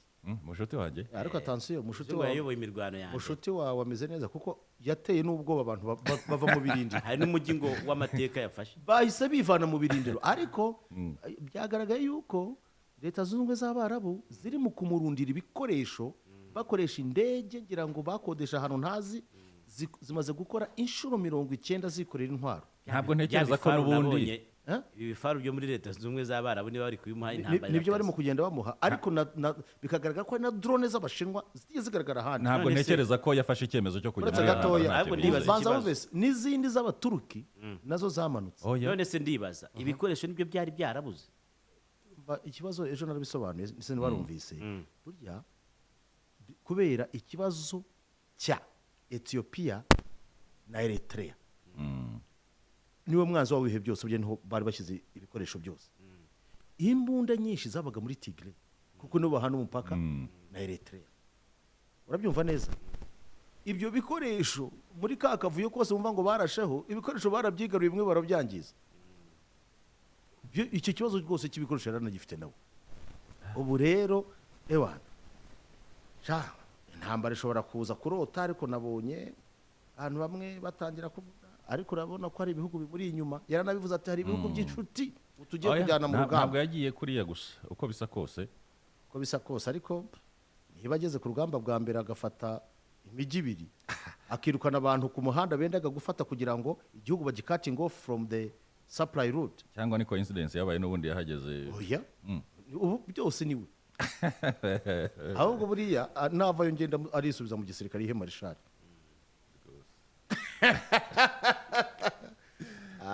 ariko ibyo byose what for it's a short gain wenda icyo ashaka ni ukugira ngo abanza ngiye mugira inama yabanza agakangamo TPRF akayikubita yamara kuyigeza aho yumva nayo iri muri febre akavuga ati noneho imishyikirano niko bimeze ariko sinshaka azisubiraho se kandi avuga ko ari umutwe w'iterabwoba arwana nawo muvandimwe bariya umutwe w'iterabwoba wa TPRF kandi kutemerewe gukora ngo ibiganiro bya politiki TPRF yayoboye igihugu imyaka 30 ikora biriya byose wari umutwe w'iterabwoba ibyo naho ngo nawe arimo aribeshya akundi manurira gato manurira agenda aho igendere rwose so rero ibyo rongo bimeze hanyuma nabaze nkubaza hano hari umuntu kuko by the way butwije no mu bindi bintu tugomba kureba aravuga ati mwaramutse neza Kensi ati namutabaruka mutuvuganire hano mu murenge wa Ndera akagari ka Cyaruzinge nako nanjye ntuyemo umudugudu wa Gashuri urumva hano hambere habaye akajagari kurusha ahandi hose habaho umudugudu wa Gashuri umusibo ejo abashinzwe irondo na polisi b'Indera baraje nka 1:45 bafata umuntu wese wari muri centre batwicaza hasi ubundi baratudihagura we inshyi imigeri ati mbabarizwe n'umugabo bita kwizera wafashe fone ngo ahamagare izindi nzego baramutimbaguye atuyuwe pe numva binkoze ku mutima ati barangije batwaka amatelefone baradukubita batwicaza hasi urabyumva neza ati twabonye ibingibi ari hohotera atuvuga tuti niba bashaka no kutwishyuza amafaranga y'umutekano bagomba kuyatwishyuza bahereye ku nzu ku yindi apana gukoresha izi mbaraga z'umurengera ubwo ibi bintu rero niba byarabaye uko biri kose ubwo umuyobozi w'umurenge wa Ndera arabyumva DPC wa Gasabo arabyumva ntabaze komanda wa Ndera abo bapolisi bagiye Gashure gukubita abantu bafatanyije n'irondo ni bande babaze n'umuyobozi w'akagari ka Cyaruzinge iyo operation wakoze urayemerewe niba byarabaye ariko numva ikintu cyo gukubita kigenda kigaruka ejo sibwo twavugaga Rubavu umudugudu uherutse gutorwa wahondaguye umuntu afatanije n'abandi bakamumenagura bakamuhengeka bakamuhengura amafoto ukuntu yari ameze amafoto y'umudugudu yo umuntu bakubise ariko wenda barimo bamuhana mu Rwanda ibihano by'inkoni biremewe ejo sibwo batubwira ku imodoka y'irondo rya Gisozi yirukankanya abantu imodoka yirukanka ku bantu b'abanyamaguru abazunguzaye handi ko natekereje irimo ibapirikana umuntu umwe akavunika ukuguru ibonye ko avunitse ikigendera ariko ibyo nabyo ni ubunyamaswa niba koko igikorwa nk'icyo kibayeho abantu ntabwo ari amarobo ugomba gushyira mu nyurabwenge igihe icyo ari cyo cyose y'umutima nama wabuze mu muntu uwo muntu aba ameze nk'ikintu cy'igikarikasi ibi ndabisubiramo iyo conscience iyo umutima nama wawe watakaye ukabona watakaje umutima nama watakaje ubumuntu ibi rero rimwe na rimwe ndabibwira abantu mujye mushyira mu nyurabwenge murebe wowe banza urebe rimwe na rimwe harimo n'abantu bapurika imbaraga zitari ngombwa zitari necessary uyu munsi wa none ngiye najya gufata umuzunguzayi nkamwirukankana n'imodoka gute uyu munsi najya kwishyuza amafaranga y'irondo nkitwaza polisi ngo bigende bitese tuvugisha ukuri rero rimwe na rimwe tugomba kureba approach dukoresha umutima nama ariko ugomba kutuyobora mu bintu byose dukora ndumva ari ibyo hanyuma urebe ubutumwa nguhaye undebere no mu butumwa bundi ubwira abantu ibintu bihari kuko mu kanya ndebaho nabwo hano mba mfite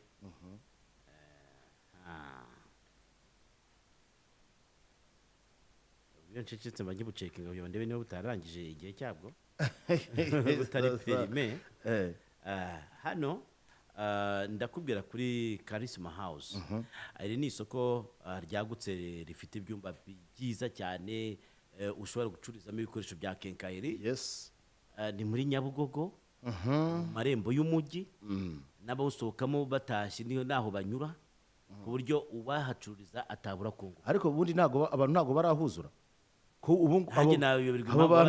abo bantu badashaka gucuruza ni bande mwaba mucururiza nakubwiye ko Nyabugogo abantu bake icyo bita rough estimate nakoze nuko ashobora kuba hanyura abantu 3 miliyoni ku munsi muri abo ngabo nibura 5% n'abaguzi none aho ngaho abenshi 2% ushobora kubatira bitewe n'ahantu ukorera heza batari bwurire mu etage batari bukora iki hari uburyo bwo gusohokamo bwiza aho ngaho rero ni muri Charisma House babwire nomero hariya house top chef nimero rero ni 0784424246 ndetse na 0733524509 hanyuma ndakubwira United Scholars Center ni ikigo gifasha abanyeshuri bifuza kujya kwiga mu mahanga mu bihugu bihambaye biba bifite uburezi buteye imbere harimo Leta Zunze Ubumwe za Amerika, Canada, Pologne, Hongria, Ubufaransa, Ubudage, Ubuholandi, Ubwongereza, Australia, za Dubai, aho ngaho za Turukiya ndetse na za Chypre. Nta kindi rukora no kugenda bakakwandika, baratangiye kwandika kandi bandika abanyeshuri bose basoje amashuri yisumbuye ndetse na kaminuza bashaka gukomeza amashuri muri ibyo bihugu kubwiye. Hanyuma kandi hari amashuri meza akwiyandikisha n'ubuntu ikindi nakubwira nuko kubona admission ari amasaha make cyane 48 visa iyo yandikishije muri iki kigo nibura 98% ubifite hanyuma ni bakorera he mu mujyi rwagati hariya muri Centenary House akushobora no kuhamagara kuri 0788 30 75 38 na 0788 30 nkubwire yuko habura iminota mike gusa ngo twakira abantu bo muri University of Kigali tugira ibintu byinshi tuganiraho batubwire gahunda uko zimeze hanyuma rero hakaba na Blue Flame Blue Flame ni bikoresho mukana vuga Turukiya ni bikoresho by'ibicanwa katuvuga ibicanwa ko na amafuru meza ndetse na za cuisiniere birumvikana bikorerwa muri kiriya gihugu cya Turukiya bakabiteraniza mu Rwanda hari ijabana urumva wasimbukira rero nijabana wagera riri gukarenera ibariga cyangwa se hano mu mujyi mu imande y'iposta cyangwa se Sonatube uva Rwandex utaragera ku gahanda kazamuka kajya burarirwa aho ngaho wababona hanyuma bakaguha ibikoresho byiza cyane ibikoresha gaze n'ibikoresha gaze n'amashanyarazi cyane ndetse hari n'ibiri digital bifite timer ibyo byose ariko ushobora no kubibona ku rubuga rwa iwacu aho ushobora kudownloadinga application ya muri Play Store ukandikamo iwacu ugasiga kanya online ukayishyira muri telefone yawe cyangwa ukajya ku rubuga rwa eshatu.iwacu.rawa ibyo ronguko gataho ngaho nta promotion hari muri Olex uyu munsi ntayo bambwiye okay umuntu witwa Noah aragusuhuza umufana mbwira abantu yuko kugeza uno munsi wa none amagezi arahari nimugure jezi za gasogi ku 2020 promotion iracyahari femil nona hagura jezi ya gasogi ikindi mbwira abantu ba hotline muze mufata amagezi y'abantu barayashaka baze bayaguriraho mugire vuba jezi mushobora kuzisanga muri hotline cyane hariya Kicukiro hafi ya One for the Road nyine ahateganye n'umuhanda hariya kuri UTB ahikorera ni mwihute cyane so jezi zirahari kabisa mwambare musa neza mwabonye ukuntu tuba dusa neza iyo turi muri stade uzi ko tugera stade tukayifata tukayibohoza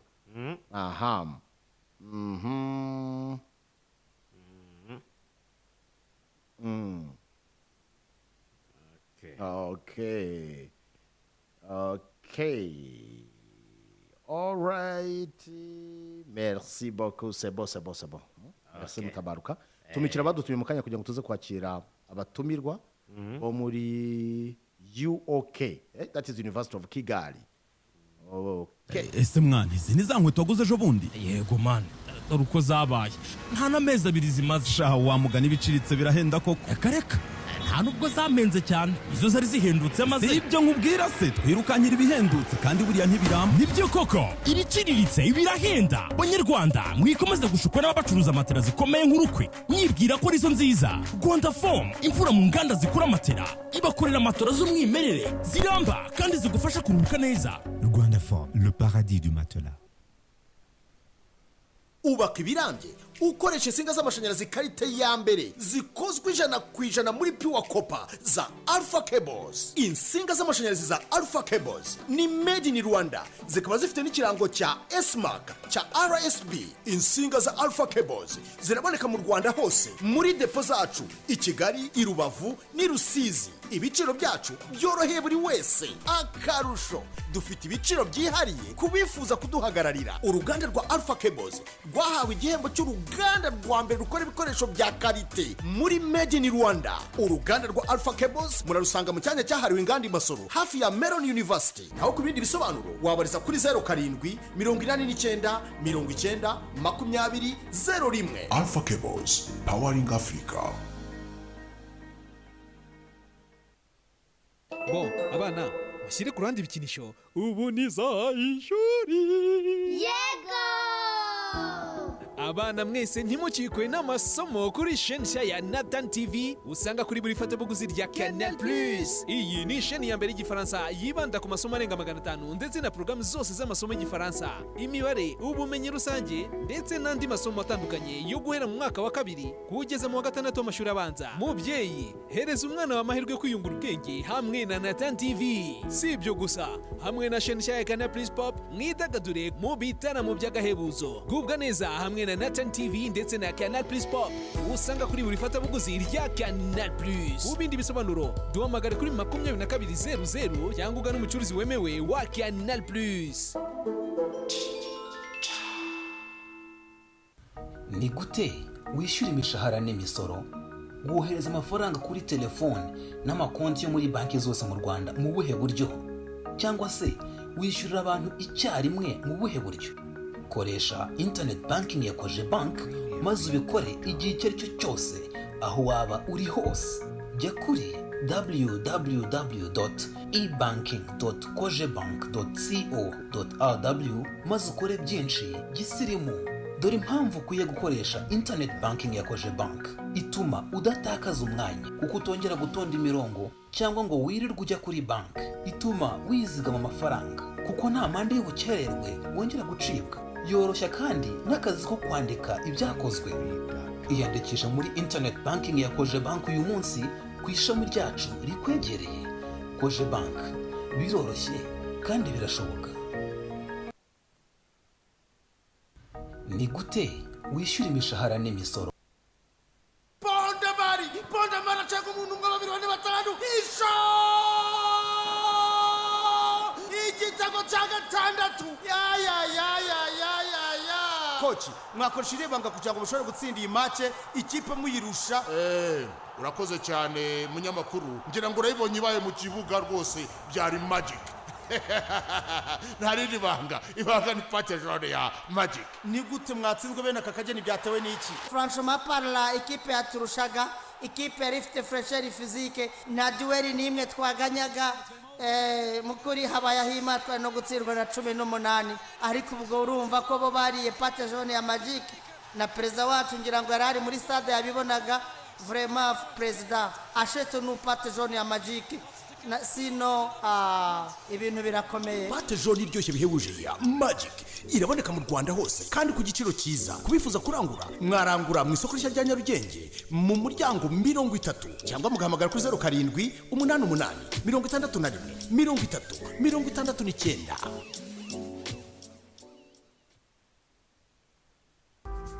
Seagram's Imperial Brew yenganwa ubuhanga buhanitse, ikaba na whisky ya gatatu ku isi yose inyobwa n'abantu benshi, ubu ikaba iri mu Rwanda.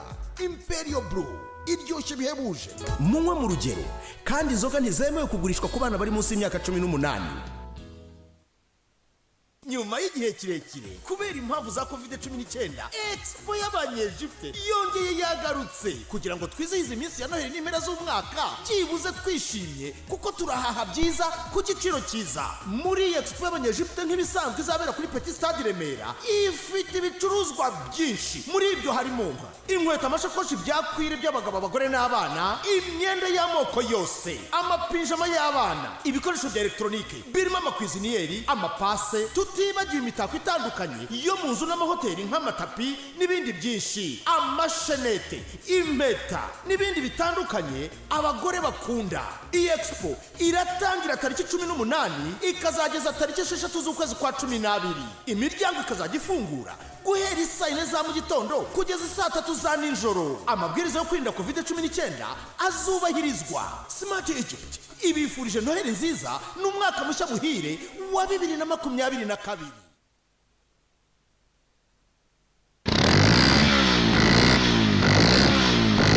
Iyi ni Hauju, moto y'akataraboneka imaze imyaka 16 muri Afurika, yihariye kugira moteri ya Suzuki, pièce de rechange yambarana n'izindi kandi zikaboneka mu gihugu hose ku giciro cyiza ndetse ikananywa litiro nkeya. Tubafitiye moto ziryoshye ubutemberere, izikoreshwa tagisi ndetse n'izikorera imizigo. Wakenera kandi guhinduza pièce de rechange, abatekinisiye bacu bakazigushyiriramo ku buntu, tukakumenera amavuta inshuro enye kandi ukanahabwa garanti. Hauju uyizanirwa na Hauju Motor East African Company Limited ku bufatanye na Suzuki, maze tukaguha moto iramba ku buryo ihererekanwa nk'umurage hagati y'abagize umuryango. Dusange ku Kicukiro hagati ya Rwanda Gisi na Ministante, cyangwa duhamagare kuri 0787 28 97 cyangwa 0786 54 26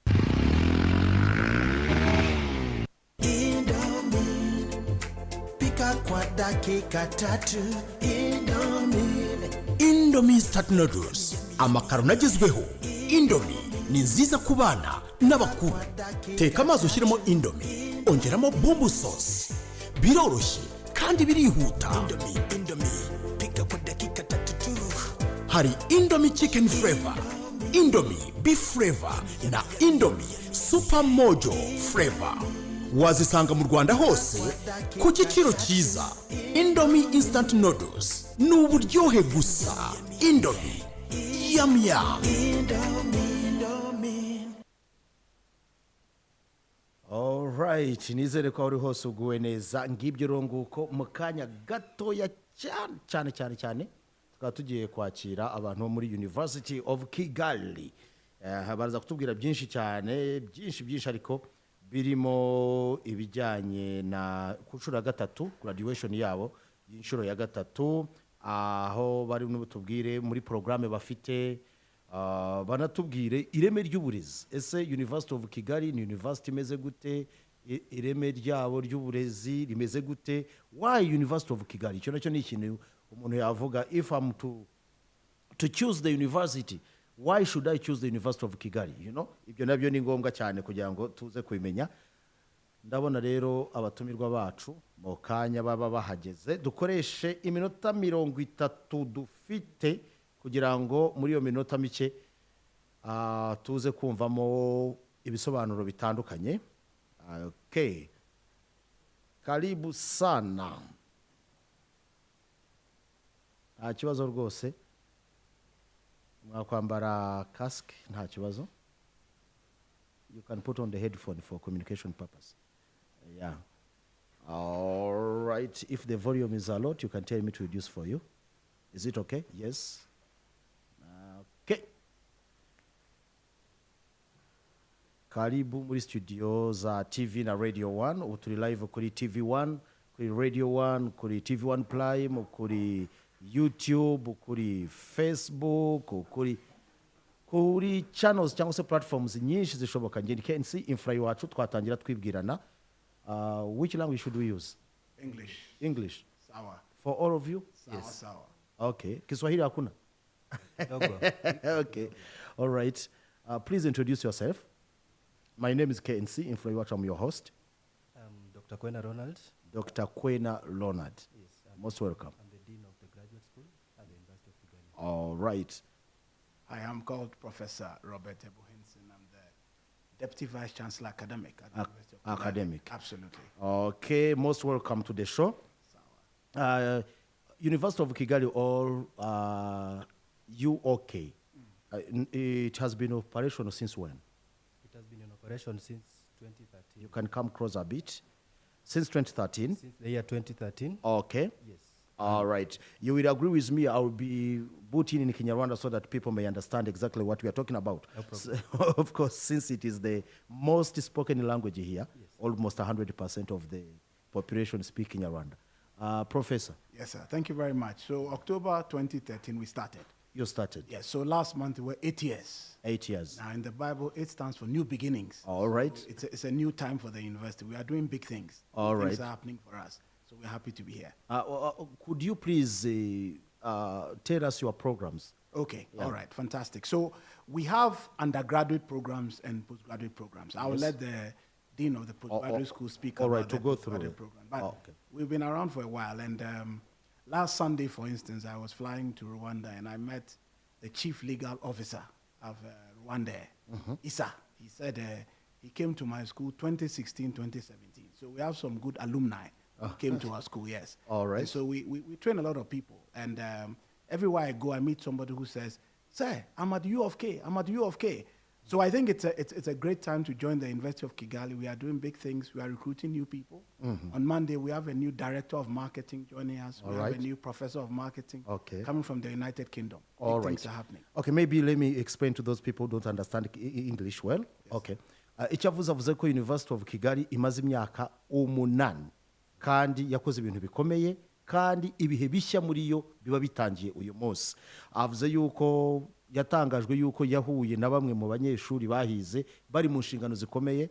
Avuzemo umwe mu bakozi b'ikigo gikomeye cy'ubwikorezi cya Rwanda, byamutangaje avuga ati ndi umunyeshuri wanyu. Okay, ibindi bijyanye na program avuze yuko umuyobozi w'amasomo ari bubidusobanure.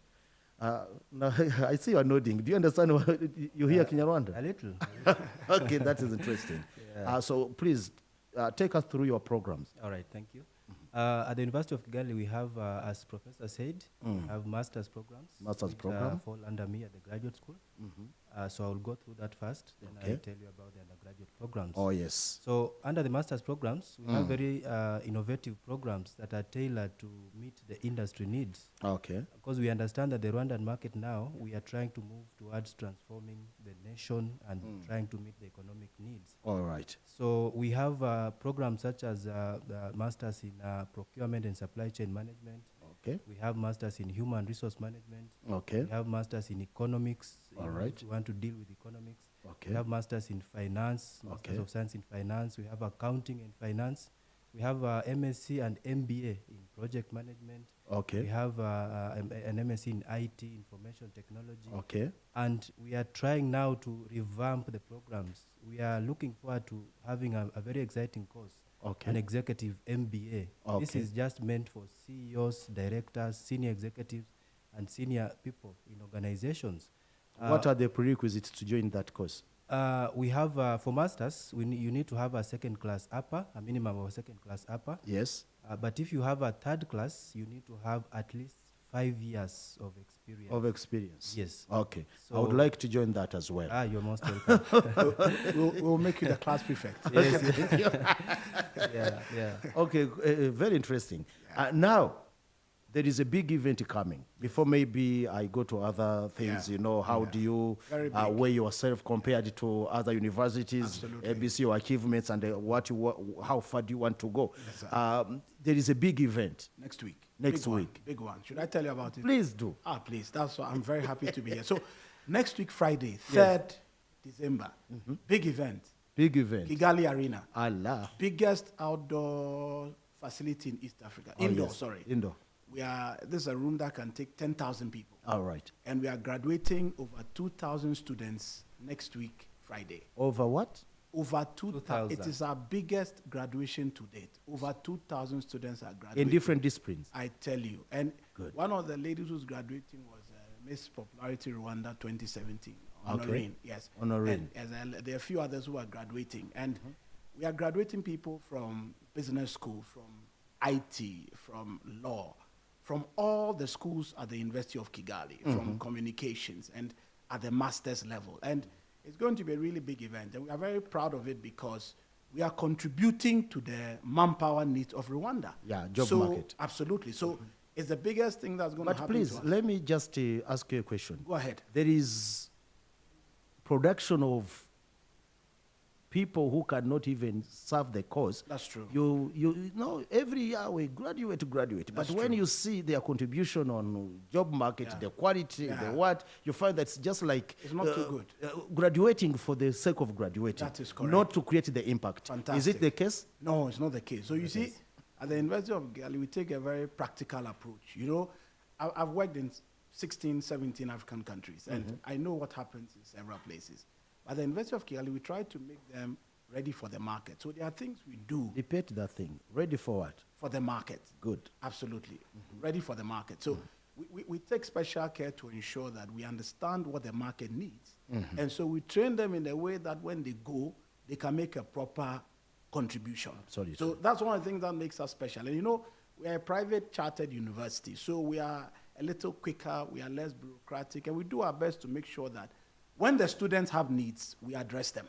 And then we keep our ear and our eyes on the market to see what is changing. Yes. So that when we see what is changing, we come back and feed it into what we need to do. So I just came back a few days ago. We are revising all our curriculum. Yes. And we are revising it to make sure that it fits the market. So for instance, we are going to introduce a course in gender so that you know how to handle gender whatever degree you take in the university. All right. So we are doing new things to ensure that the graduates we produce are not just produced like people in a factory, but they are produced to meet the needs of the market. All right, that's very good. Maybe let me explain in Kinyarwanda. Ichavuze, Professor avuze yuko hari event ikomeye cyane ariko. Ni event, when is the due date? 3rd, tariki 3 z'ukwa 12. 3rd December. Muri arena aho abanyeshuri barenga 2,000 mu mashami yose haba mu cyiciro cya kabiri cya kaminuza cyangwa se cya gatatu bazahabwa impamyabushobozi. Hano muranyihangana gato kuko impamyabushobozi n'impamyabumenyi ariko ndumva ari impamyabumenyi. Okay, ubwo niba nkoze mikoso ubwo murabyumva. Hanyuma akavuga yuko kaminuza ya Kigali yo ikikora sukuza n'abantu gusaba kujya aho ngaho badashobora gusubiza ibibazo isoko ry'umurimo rifite. Ni abantu bafite ubushobozi bwo kuza ku isoko ry'umurimo kandi bagatanga ibisubizo. Bavuga yuko bazi icyo isoko ry'umurimo rikeneye, bagerageza rero kuvugurura cyangwa se guhuza integanyanyigisho zabo bitewe n'ibikenewe ku isoko ry'umurimo. Thank you. I was just trying to Sawa sawa. Yeah. Unasema Kiswahili? That's all I know. Sawa sawa. Sawa sawa. Okay. Absolutely. You are from which country, by the way? Ghana. Okay. All right.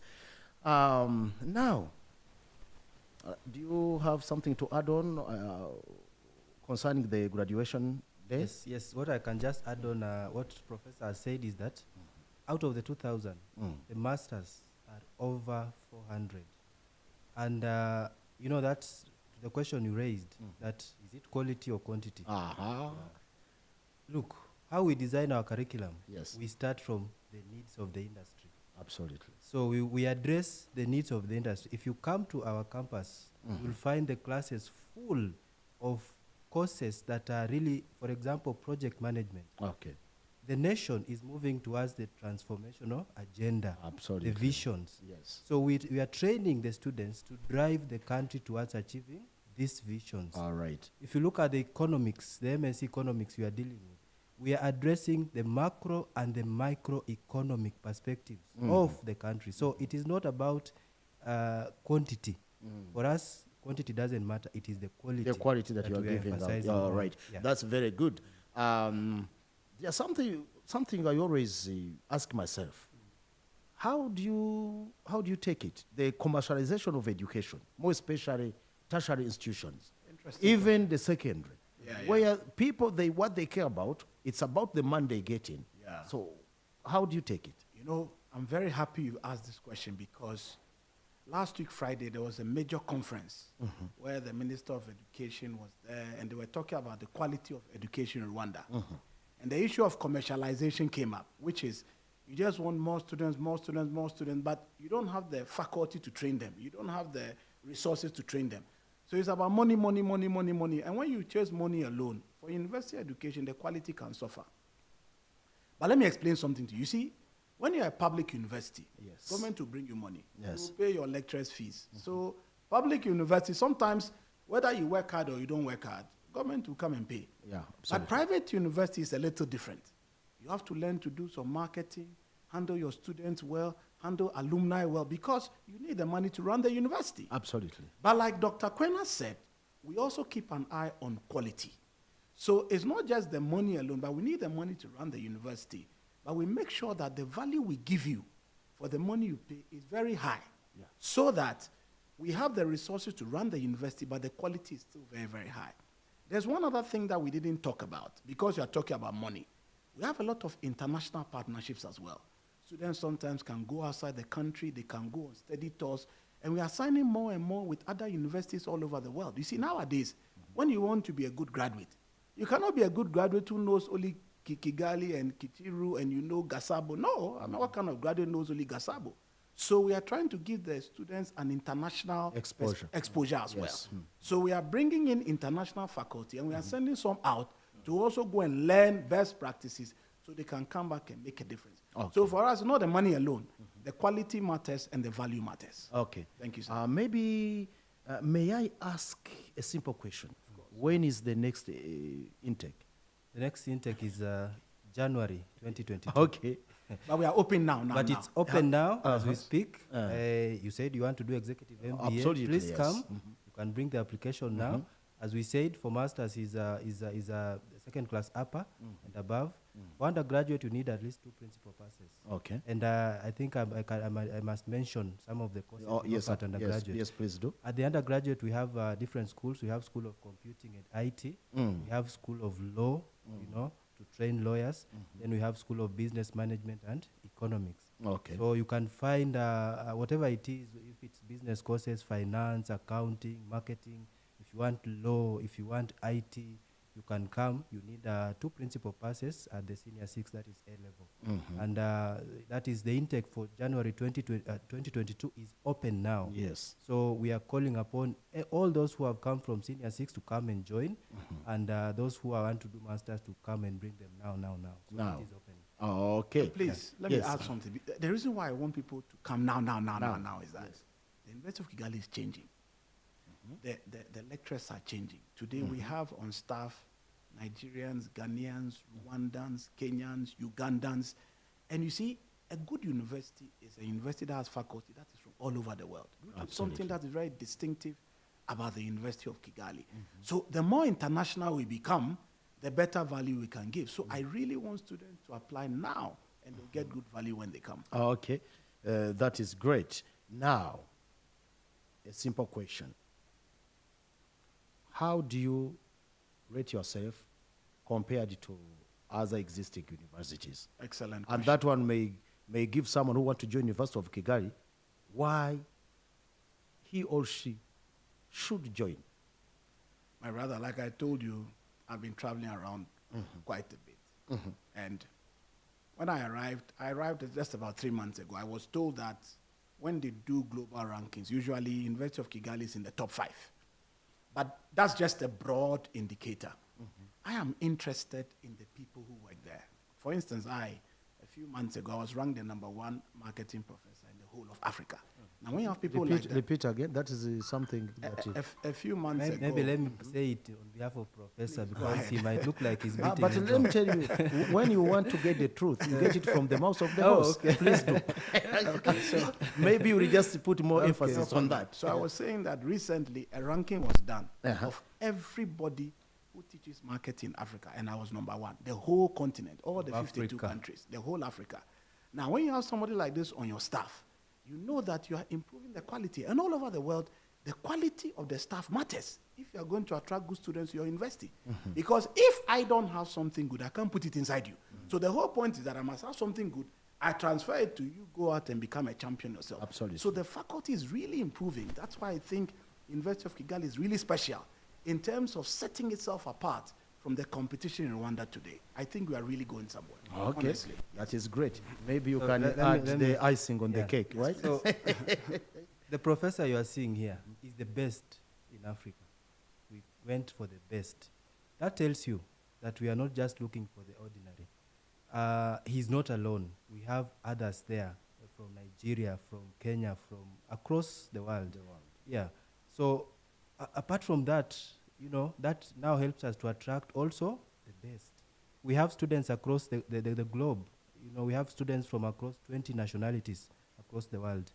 So we are seeking to bring the best that Rwanda can offer to the world. Okay. So the University of Kigali now is really, like Prof said, revamping itself. The programs, the faculty, all those people. We are trying to we are working on, our vision is to be a pole of radiance and excellence. All right. We are riding on the word excellence. Let me add one more thing. During COVID-19, we had to transition to e-learning because we didn't see each other and so on and so forth. And as we speak to you, 30% of our programs have been approved by the Higher Education Council to be run as blended programs, which means in-person and also virtual. So as a university, we are trying to improve our technological platforms as well, our management information systems. So soon, you may be able to stay here and take these courses virtual. So you can come to class sometimes so that you can log in and just enjoy the lecture. So we are really trying to use technology to also improve the way we deliver our academic services. So I tell you, this is the best time to join the university. All right. Okay, ibyo yavuze mu kanya avuze yuko nambaje ntese iyo mwigereranyije mwebwe nka University ya Kigali cyangwa se University of Kigali mubona muhagaze mu zindi kaminuza avuga yuko ni kaminuza iri ku mwanya wa 5 ndumva muri Afrika kugeza no munsi arambwira yuko mu byukuri nkawe ku giti cye professor twicaranye ko ari we watoranyije akaba ari kuri University of Kigali ndetse na mugenzi we Dr. Kwena avuga yuko University of Kigali icyo ikeneye ntabwo igenda mu bantu basanzwe no kuzana abarenze akaba nawe yishimiye ko afite wa mbere muri Afrika mu bijyanye no imenyekanisha bikorwa n'ibindi avuga yuko ari we watoranyijwe mu barimu bigisha ibijyanye na marketing ba mbere muri Afurika kandi koko niyo yavuze murabyumva. Alright, ibyo rero bikwereka yuko University of Kigali igerageza gutanga karite, gutanga uburezi bufite ireme kurusha wenda uko umuntu yabitekereza. Akaba nayo mpamvu abwira abantu yuko ubu ngubu bikwiriye yuko ari cyo gihe cyo kuza kwiyandikisha muri University of Kigali ku batangira bashaka gukora bachelors cyangwa se abashaka gukora masters.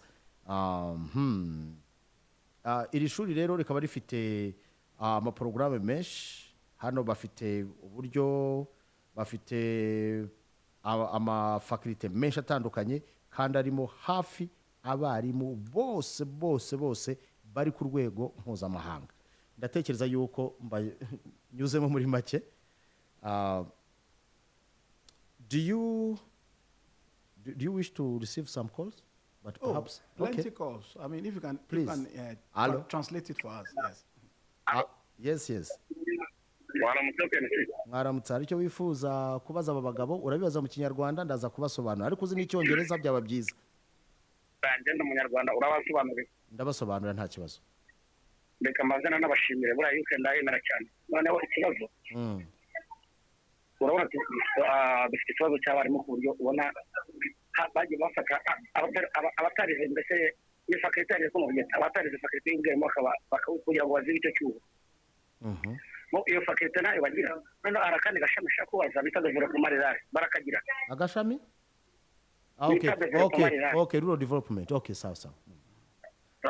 He said yes that there is a problem of teachers. Okay. Yes. Do you have the faculty of education? Yes. And he said also there is a issue of there is about rural development. Okay. Do you have rural development programs? Let me respond that. Number one, yes, we have a faculty of education. We have a school of education, and under this we offer courses from early childhood development, and then we have postgraduate diploma in education. Yes. We have also at the masters we have the master of educational management and administration. This takes care of teachers. So, and we've been training teachers across the country. We had campuses in Rusizi, we had Nyanza, and we also have a campus in Musanze. About rural development, we have the course that currently deals with that is the project management course.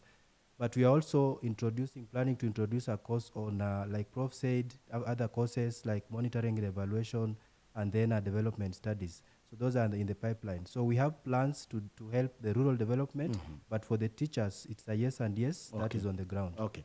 Ngira ngo ngushubije avuze yuko ishami ry'uburezi bararifite muri kaminuza ndetse mu byiciro byose. Ibijyanye n'iterambere ry'icyaro yego nabyo bakaba bagiye kubyongeramo, ariko hakaba n'andi mashami afite asa nkaho ahuriye nabyo. Ngira ngo urashubijwe. Okay, now can I say something about Miss Rwanda? Okay, why not? All right. Please Okay, do. so of course that is we are going into the extracurricular activity, absolutely. Other things, lifestyle, social responsibility, that's right, that's all of right. that. Yeah. So last year those Miss Rwanda contestants, we sponsored 12 of them, gave them scholarships to come and study at the University of Kigali. And I think it's an important thing to mention because sometimes when we think about beauty pageants, we think about, who are these girls? What are they doing? No, I Just think the that beauty, but without any support. Exactly, but that is not the case at all because we believe that we need to do a lot of female empowerment as well. It's very, very important. Absolutely. All across Africa, issues of gender are very, very big. So we have taken the lead in that regard. We've offered some sponsorships. This time around to offer a few, and then we are going to enter partnerships with them where they can also do some ambassador work for the brand to represent us and so on and so forth. Okay. So we are very interested in that as well. And so we have a very good corporate social responsibility program. We are not just interested in ourselves. We are interested in Rwanda's development as now well. let me just give you see the things I'm putting on? Yes. Can you read It's branded, yes. Gasogi United. Yeah, this is our football club. I should play for Actually them. leading the first division now. We are on the top of the league. Congratulations. So sir. now, I like football. one thing is, university more education institutions, they are the basic, place for talent development. Correct. Do you involve in anything like sports promotion? Because it's also another good way of marketing. Absolutely. So do you have are you participating in any sports? Okay, Not only football, but if you want, we can make you members of Gasogi United. No problem. Okay, all right. So I work with the Dean of Student Affairs, who supervises something called the Student Guild. And the Student Guild, they have all these extracurricular activities that they engage in. Yes. I think your advice about Gasogi United, I'll take it back to them so that we can form a small football academy. Why not? And absolutely. Yes. We should talk. And they give also the scholarship for sports. Yeah, you know. Don't worry. Yeah, be it volleyball. Absolutely. By the way, let me give you a simple idea. Go ahead. You know, there is one university that I'm not going to mention the name because you have paid this airtime. That's true. But we got to know it. It's not in Rwanda. Of course. Through sports. Yeah. More special, the volleyball team they had. Don't worry at all. So please think about this also. We will. Because it's a good way of going out. I agree. And of course, extending your, social corporate responsibility. Oh, I agree. All right. Now, let's take one more caller. Maybe I give you 2 minutes, then we wind up, as time is the biggest enemy. That's true. You know? Hello? Hello? Yego musaza. Yego. Papa mese mukiri kumwe noneho. Ma 50% by'abanyeshuri nkunda kuhazana cyangwa 70%. Aho nari gitsina gore ese habaho balance cyangwa genda gusa anatubwiye ko minerval niba zidakanga. Okay. Thank you. I appreciate. He said, yes, this guy is in the transport. Correct. First of all, he thanked you for coming here. He said, more of the students he brings at the campus, 70% they are female. Okay. So how do you arrange the gender balance? So and also you talk about the fees, because he said, isn't it too big? Because I think he has a student now that he wants to join the university. Okay. Let Dr. Kwena start, and then I'll continue. Yeah, I think on the issue of the gender balance, that's something that we are trying to work on around the university. We are trying to attract both genders. So in the classrooms, it's actually not very evident that there's one is higher than the other. But slightly you might find that the females could be slightly more than the gentlemen, and that is a normal scenario. Yes. So, but we don't say that we focus on this, on that. It is slightly balanced. It is inclusiveness. It is inclusive, actually. I actually want it's more inclusive. females. Yeah, it's inclusive. On the issue of fees, I think our fees is market driven. We look at the market, and as Professor said, we don't want to compare with maybe private versus public. But when you look at the private scenario, it is also inclusive. It considers all the aspects of the market. Yes. So it's not very high. Yeah. And the good thing is that currently we realized that that issue had come up, and the university sat down and decided that let students pay per module. Yes. Per module. It's like per course. Actually, it is even the university I went to, we used the same kind of, and it was helping. All right. So that helps you. If you are able to pay per module, then you cannot stay outside. So that has really helped students to be able to now come. After COVID-19, many students had dropped out, but they now came back courtesy of that decision. Let's hope for the best now. Yes. Professor. Then. Let me close by telling you 3 reasons why you must choose the University of Kigali. Yes. So that if you don't remember these 3 reasons. Number 1, the University of Kigali has some of the most experienced and international faculty in Rwanda today. Experienced and international. Number 2, the University of Kigali is improving its technology base. So when you come to the university, you get a good technology-based training. Number 3, the student population itself is also becoming international. Okay. All good universities now are trying to build their relevance around international faculty and international students. For that alone, the University of Kigali is going up. And then the last one is our alumni are working in the best institutions in this country. Everywhere I go, I see alumni of the university. All right. Ibyo avuze iti impamvu eshatu zatuma uhitamo University ya Kigali. Icya mbere, ifite amafakulite meza ndetse n'abakozi bari ku rwego mpuzamahanga. Icya kabiri, igerageza kwisanisha cyangwa se kujyana n'ikoranabuhanga rigezweho ku buryo umunyeshuri wize muri University of Kigali aba afite amahirwe yo kugira access kuri tekinoloji igezweho bijyanye n'ikoranabuhanga. Icya gatatu avuga yuko bafite abanyeshuri bari ku rwego mpuzamahanga kuko kugeza uno munsi university nyinshi ntabwo zikorera akantu k'akarwa, zikorera kugira ngo abanyeshuri babe bajya ku isoko ry'umurimo ku isi yose. Ikindi avuze yuko abahize nabo bagaragara muri ubwo buryo ku isi yose uhabasanga. Okay. Mine, I'll just talk about why you should come and join our master's program. Yes. The master's programs. I personally can see? Yes. Okay. The master's programs at the University of Kigali now, they are now dynamic and blended. Okay. Like I said, you can now study from campus and off campus, yes, blended, yes, as a professor said. All right. Number two, these programs now are tailored to address the need of the market. Absolutely. What the market needs. We don't want cases whereby, like you said, we produce and then someone doesn't have a job. Oh, okay. So the need of the market. And then lastly, these programs are done in a practical approach. You know, we have, let me give cases whereby this, the affordable housing project here. Oh, yes. One of the students, one of the members there is our student currently. And we are doing a visit there next week to see what the work is doing there. Okay. Talk about the impact we are making in the NGO. One of our students has started an NGO to help the vulnerable children. That's the kind of impact we are talking about. Okay. So we want to invite all eligible master's candidates. We have 17 programs accredited by the Higher Education Council that are meant to address the needs of the country and the globe. Let me close with an email. Please give me a few seconds. Okay. After a few seconds, then we shall come on the closing remarks. harabura amasegonda make ngo saa tatu za mu gitondo zigere, kanda akanyenyeri 500 akadirishya woherereza abawe amafaranga ku buntu. Igihe kirageze ngo nawe winjire mu mubare munini w'abanyarwanda bavumbuye ibanga bakoresheje Airtel Money. All right. Now, please, you can conclude, right? Thank you.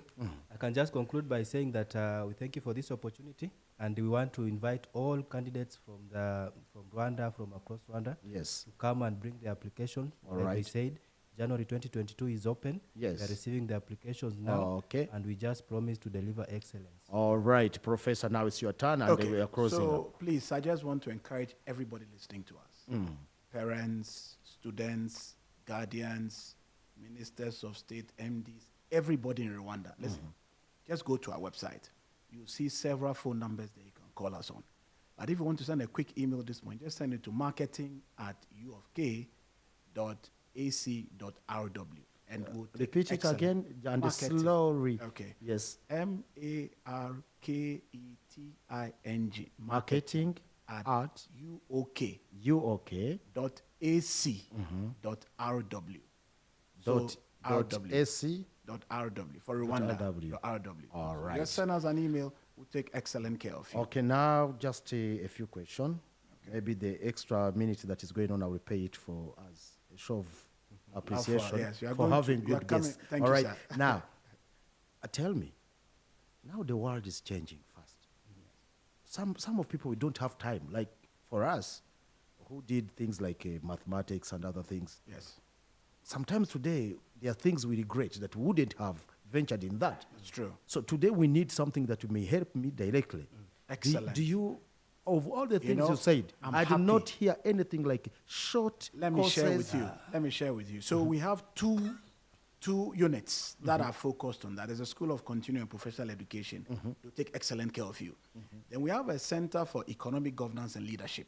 So any short course on earth you're interested in, just email that, say marketing@uofk.ac.rw, and we'll take care of you. We have some really good courses. So if you want to engage at the executive education or short course level, we also have excellent programs that we run, and we are currently engaged with several corporate entities training people from there. Okay. So you, for instance, can benefit from something like maybe media management or Okay. media marketing. Yes, why I mean, not? I can train everybody here Digital on customer marketing. service. Yes. Customer service. In fact, Please. I will do the training myself for customer service. Okay. Anytime Let me- you're ready. Let me just add something on that. Mhm. Actually, under that, one of the very versatile courses we are offering, actually, and the government is sponsoring students to join, Mhm. is the CPA. We have a very vibrant certified public accountants program offered at the university. That's a certification. And we also have in communication, we have several courses in communication, including languages. Yes, We yes. have different languages we are offering at the university. Okay. But we are also having short courses, human resource management, leadership, monitoring, evaluation, project management. So that is catered for. is All taken right. care of. Because I was so You're worried. scared that you don't No, no, no, mention no, that. no. You know, how am I going to sit for Don't worry. good 3 years? We'll take When- care of it. Okay, thank you. Absolutely. Okay, abo twari turi kumwe mwese rero reka tubashimire dushimire abatumirwa bo muri University of Kigali tubabwira yuko tariki 3 muri arena aribwo bazagira umuhango wa graduation ku banyeshuri ku nshuro ya gatatu ku banyeshuri ba University of Kigali. Yeah, why not? We can also be part of you, and you know, these things we can cover it live, and everyone will be very happy to see University of Kigali making us a milestone, no? But that's why I said I'll do the customer service training. We just do some battle. Okay, you know, thank I you. train you, give me a time. Sawa, All right. sawa. Pleasure to have you here. Pleasure, Thank you, sir. sir. Pleasure, Thank sir. you so much, and We'll God connect. bless you. Absolutely. God bless you. All too. right. All right. Thank you. Okay. Have a good day.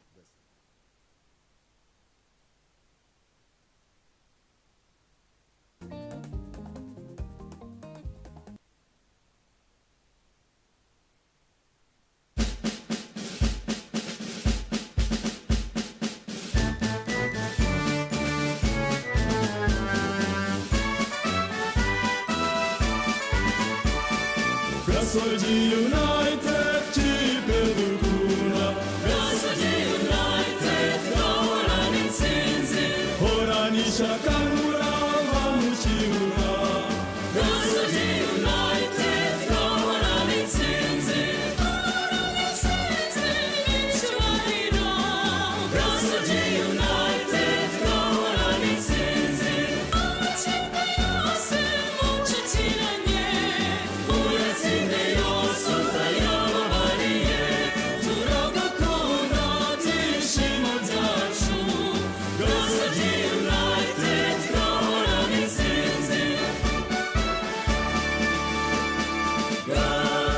All right, reka tubashimire rero abantu bo muri University of Kigali nizere yuko mu by'ukuri mwese mwumvise yuko ariho hantu ushobora kujya ukajyana umwana wawe cyangwa ukajya kwigayo, you know, invest in yourself. ni rimwe mu mashuri agezweho cyane Agezweho pe kandi Kabisa. ubonye uyu muprofeseri ntabwo nari nzi ko ari umuprofeseri wa mbere muri Afurika mu bijyanye no kwigisha marketing sure cyane. ni ahantu ho kuganwa rero Naho kuganwa ku cyane. itariki ya gatatu hariya muri arena ariko kwiyandikisha mu mafakulite atandukanye byaratangiye. Yes. Hanyuma rero ufite iki? Aha, icyo mfite rero ni uko nabonye banki y'isi yamaze gushima icyemezo cyafashwe na leta ya Tanzania. Hari itegeko ryari ryaratanzwe na Perezida John Pombe Magufuli ry'uko umwana wese w'umukobwa utwita cyangwa se utwara inda ari ku ishuri agomba kwirukanwa. Ibi rero byakomeje kugibwaho impaka na bamwe mu bantu bavugira amashyirahamwe aharanira iyubahirizwa ry'uburenganzira bw'umwana w'umukobwa bavuga bati ibi bintu bikwiye gusubirwamo kuko bibangamye. Byarangiye rero n'ubundi ubutegetsi buvuze ko umwana w'umukobwa kabone n'ubwo yaba yarabyaye yemerewe gusubira ku ishuri. Ni ibintu rero byakiriwe neza. Hanyuma ku rundi ruhande polisi mpuzamahanga bifite umuyobozi mushya n'uwitwa Major General Ahmed Nasser aturuka muri Leta Zunze Ubumwe z'Abarabu, ariko nabonye atari kuvugwaho rumwe. arashinjwa kugira uruhare mu bikorwa by'iyicarubozo nubwo nta nkiko zirabimuhamya. Bakavuga bati ese uyu muntu azagira uruhare mu by'ukuri mu gufata no guta muri yombi abanyabyaha mu gihe nawe ubwo atari shyashya. Nabonye ari ibintu biri kugenda bigarukaho cyane kuri we. Hanyuma rero ikindi nuko nabonye muri Korea ya Ruguru umvise ibintu bakoze bikomeye. Bakoze biki? Hari filime itemewe ngo yakorewe hanze ngira ngo bayikoreye production yayo yakorewe muri Korea y'Epfo.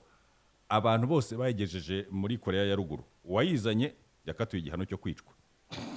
Uwayirebye igifungo cy'imyaka 10. Hanyuma n'abandi bose bakekwaho ko bafite aho bahuriye nayo wayirebyeho wese ubwo no kuvuga ngo n'iperereza rero cyakomeje bivuze ko bagomba kubiryozwa byanze bikunze bikwereka uburyo mu by'ukuri bakomeye cyane ku kintu cyo kuvuga ngo ikintu kivuye mu bihugu bindi birimo ngo iby'abakapitaliste cyane ntago bacyumva hariya ntago bashaka kubyumva hanyuma rero ubwo ibindi nuko nabonye mu gihugu cya Somalia ku munsi w'ejo habaye impanuka ikomeye ni igitero cy'ubwiyahuzi kwanza nta nubwo ari n'impanuka isanzwe igitero cy'ubwiyahuzi cyaguyemo abantu barenga 10 cyagabwe n'umutwe wa Al-Shabaab rwagati mu mujyi wa Mogadishu cyagabwe mu masaha y'igitondo kugera n'ubu ngubu rero umutuzo nabonaga wari utaragaruka neza ariko ngira ngo nibisanzwe hari Al-Shabaab ikunze kuhakora utuntu n'utundi ugasanga biteje umutekano muke.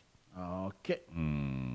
Ubwo rero ngira ngo dushobora gusoreza hano cyangwa hari ikindi gishaka yaretse niba hari ikindi ufite ahubwo abaza kumfasha hano muri ibi bintu nabo baza bakafasha bakabitunganya ubundi nanjye ngahita njya kwiruhukira weekend hanyuma rero tuve mu bya weekend n'ibindi match ya Gasogi urayivuga hiki match ya Gasogi kuri juru ni izaba ari ya gatandatu kuko ya gatanu yongera ngo hazaba harimo APR ntabwo izayikina izakina na Etoile de l'Est harya nizakira yes niyo ni Gasogi Etoile de l'Est izakira ni pronostic yanjye nari nayitanze ibitego 3 bya Gasogi ku gitego kimwe cya Etoile de l'Est yasogongeye ku manota 3 herutse kuyasogongera inatsinze ikipe ikomeye ya Etincelle ibitego 4-1 okay hanyuma ikindi nuko jurune ya kane yasize nyine birumvikana ikipe ya Gasogi United n'ikipe ya AS do Kigali wenda kuba atari barabikurikiranye izo ziyoboye urutondo ubu ngubu n'amanota 10. Okay hanyuma Gakuru ari hehe nawe gutumbaza ibibazo Gakuru rero yongeye kurwara se keretse ari afite imbeho wenda ogikere cyari cyazindutse cyabyaze ngo yaje ngo yahageze nabonye asa naze mubaze yambaye neza kwa gatanu kuko abayiyambariye ariko nawe agiye muri University of Kigali akorereyo ka kosi keza cyane cyane mu bijyanye na marketing kuko burya directeur commercial abenshi babariza ibintu bijyanye kandi hamwe mu hantu heza ho kubyigira gine ni muri kandi abishatse twanamukorera na short program akagenda akayiga rwose akabona certificate siwe gusa n'abakozi bakorana n'abandi byose mara cyaba ari ikintu cyiza uruganda ngufu gini rukogera ibyo byo mwaba munadufashije cyane karushaho kugira abakozi uyambwira se bijyemo rwose ufite abakozi bangahe ni benshi abashinzwe gucuruza branding nibura nk'icumi barahari hari abukeneye bakwishyira muri digital marketing of course okay aho ni ngombwa rero ubu ngiye kugenda mpatane na University of Kigali ubundi nkwereke kuko urumva niba University of Kigali ivuga ko abarimu baho bafite imyanya ya mbere muri Afrika dufite chance ko natwe twaza mu bambere muri Afrika kwigishwa n'umuntu ufite titre ya professeur okay ni ibintu by'ingenzi cyane ni ibintu by'ingenzi hanyuma ufite iki okay mfite ibintu byinshi cyane kare nahoze mbumva muganira ku bwuzuzanye ubwuzuzanye numva budashoboka kuko ubu hari ubwuzuzanye mu ngo kuri ubu hari umugabo witwaga Bihira bake kuri ubu biri hati ahubwo ndashaka kuganira uyu munsi mu isaha imwe kuko mu ya kabiri ndaba ndi kumwe n'urwego rw'igihugu rushinzwe ubugenzacyaha ku bugambanyi bukorwa hagati y'ababana noneho n'abakorana so umuntu yababana n'undi bakamugambana ntabwo urumva umuntu wagambaniye uwo bakorana bamwirukane ntabwo urumva umuntu wagambaniye umugabo we ngo bamwice ibyo ni ibindi ariko se mu rugo mu rugo ariko byo birize cyane ejo bundi bumvishe inkuru y'umugabo wari umaze igihe yarashyizeho ingenza ngo arebe abantu bamusambanyiriza umugore yamugambaniye se buriya ariko ibyo bintu bagiye kwirwariza ibaze gushyiraho urwego ariko jewe uriya mugabo naramugaye cyane kwishyiriraho urwego rw'ubutasi wawe kwirwaza yarangiza nyuma ngo ndashaka ko umugore agaruka kundirira abana waramwambitse icyasha uwo mwana se azaba avuga ko nyina yawe reka rero nkugira inama yoroshye genda abibwira abantu kuba uri umugabo ushaka gushyiraho ingenzi umenye ko ugiye kwitera abana bawe intimba nawe uzapfana agahinda niba byarakunaniye kujera byihorera ibyo bintu uzi ko baba muri gutera ubwoba abantu batarashaka buriya naba nawe washatse nabi niko ngeze nashongo niba nanjye nashatse nabi nese ko washatse bigapfuba naba nawe wanyweye amata udatuze we warashatse birapfuba ngeze nashatse ngo bipfu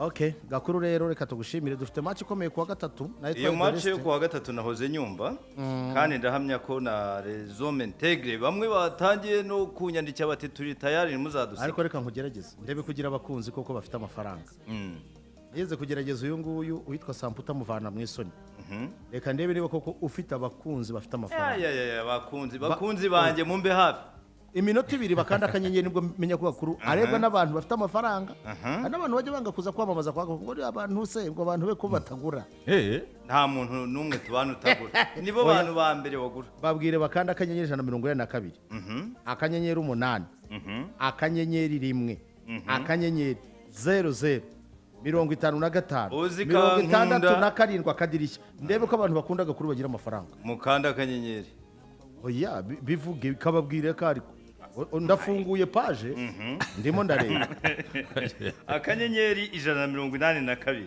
yego akanyenyeri 8 akanyenyeri 1 akanyenyeri 00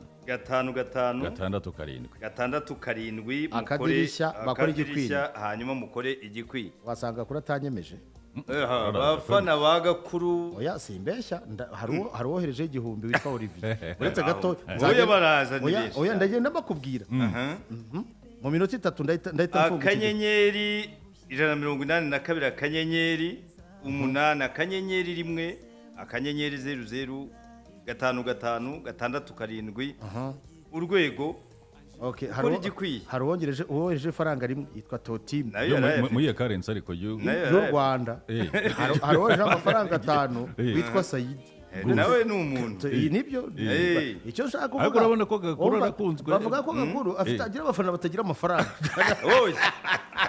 erega abafana banje se ko uretse gatoya uzabure reka okay Andre washyizeho 500 reka ndebe abafana ariko biraza nyama ariko rero iri sana ya sa telefone yaturitse hari ushyizeho 5 butwa Munyaneza yaturika telefone nyamuneka oya ndareba rwose abafana ampaye kandi akanyenyeri nkure muri izi Sonic nishaka kunkoza mbonye Akagera Global yashyizeho 20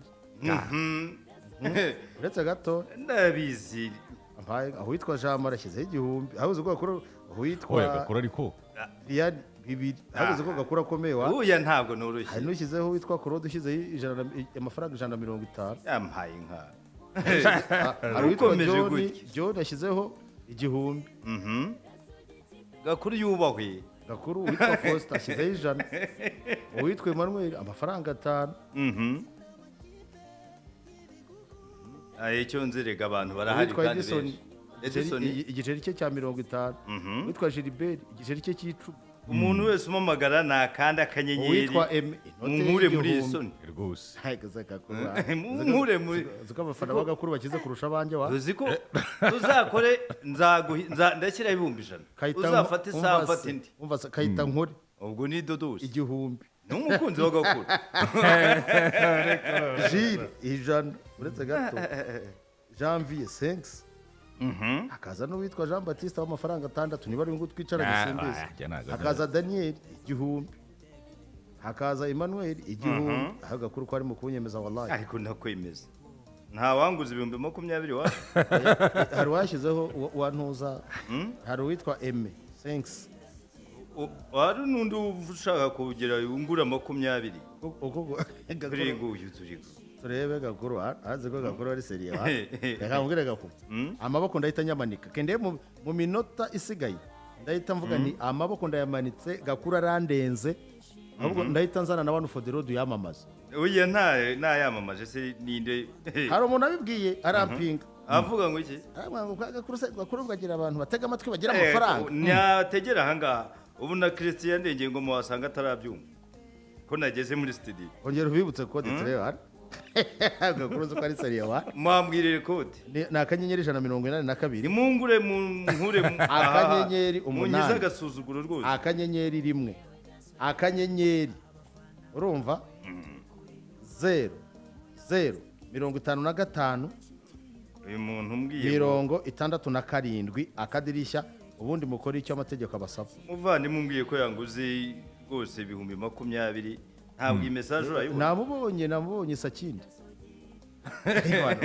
sakindi uje ningewe utagira ngo ni wowe ariko so ntarimo kwerekeza ibutare yaguraga gakuru ni sakindi wo muri Eugene Tozayini akaba ari n'umukuru ari na perezida wa Mukura ni perezida wa Mukura yagomba kuba ariko jya ihuye byanza bikunze hanyuma abitwa ba Feruje nahageze zero fote hanyuma mukunda abantu ni mukunde family mukunde mwese muri hengo mu nkura aha hantu hene se ashaka kunta muri yomba ariko ndahava Antoine kuguza amafaranga 70 amafaranga 70 hari umuntu kuguza witwa Munyaneza kuguza 10,000 yampaye nka n'uwitwa Mutabaruka Diogene hano hari ukuguza igiceri cy'ijana Mutabaruka Diogene yanguze mu komoze uya ntayumva se agashingura c'umunyamurika Alexandre akuguza ibiceri nk'ibyaguze Yezu ndagapa Nyiraneza ngura Nyiraneza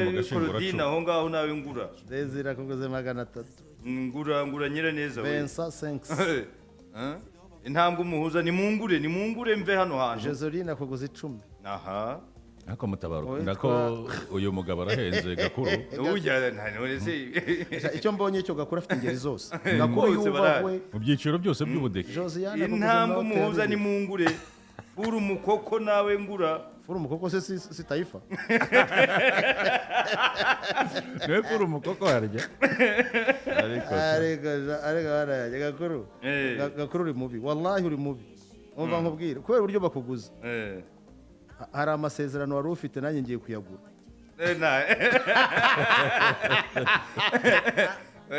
amasezerano urayagura ariko rero njyaho mbera mubi ntawe urakugura shifure 6 bose baba bari muri 5 eshanu erega wibuke ko iki gikorwa ari intangiriro ubuze byagera saa sita bimeze bite reka kora ikiganiro cyawe tutagihindura kugurisha abantu agihindura ikigura n'igurisha ngira ngo ni merikata areze ko utahaga kura uzajya unkorera ibi bikorwa hanyuma Katabarwa Egide newe ngari tayari Katabarwa Egide ndamuzi cyane n'umwana wacu hanyuma mukunde ngura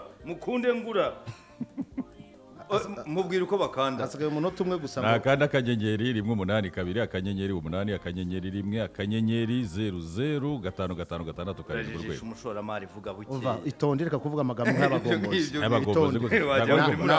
akanyenyeri 182 wihuse se akanyenyeri 8 akanyenyeri 1 akanyenyeri niyo code sasa kiboko yabo 0055 gatandatu karindwi akadirishya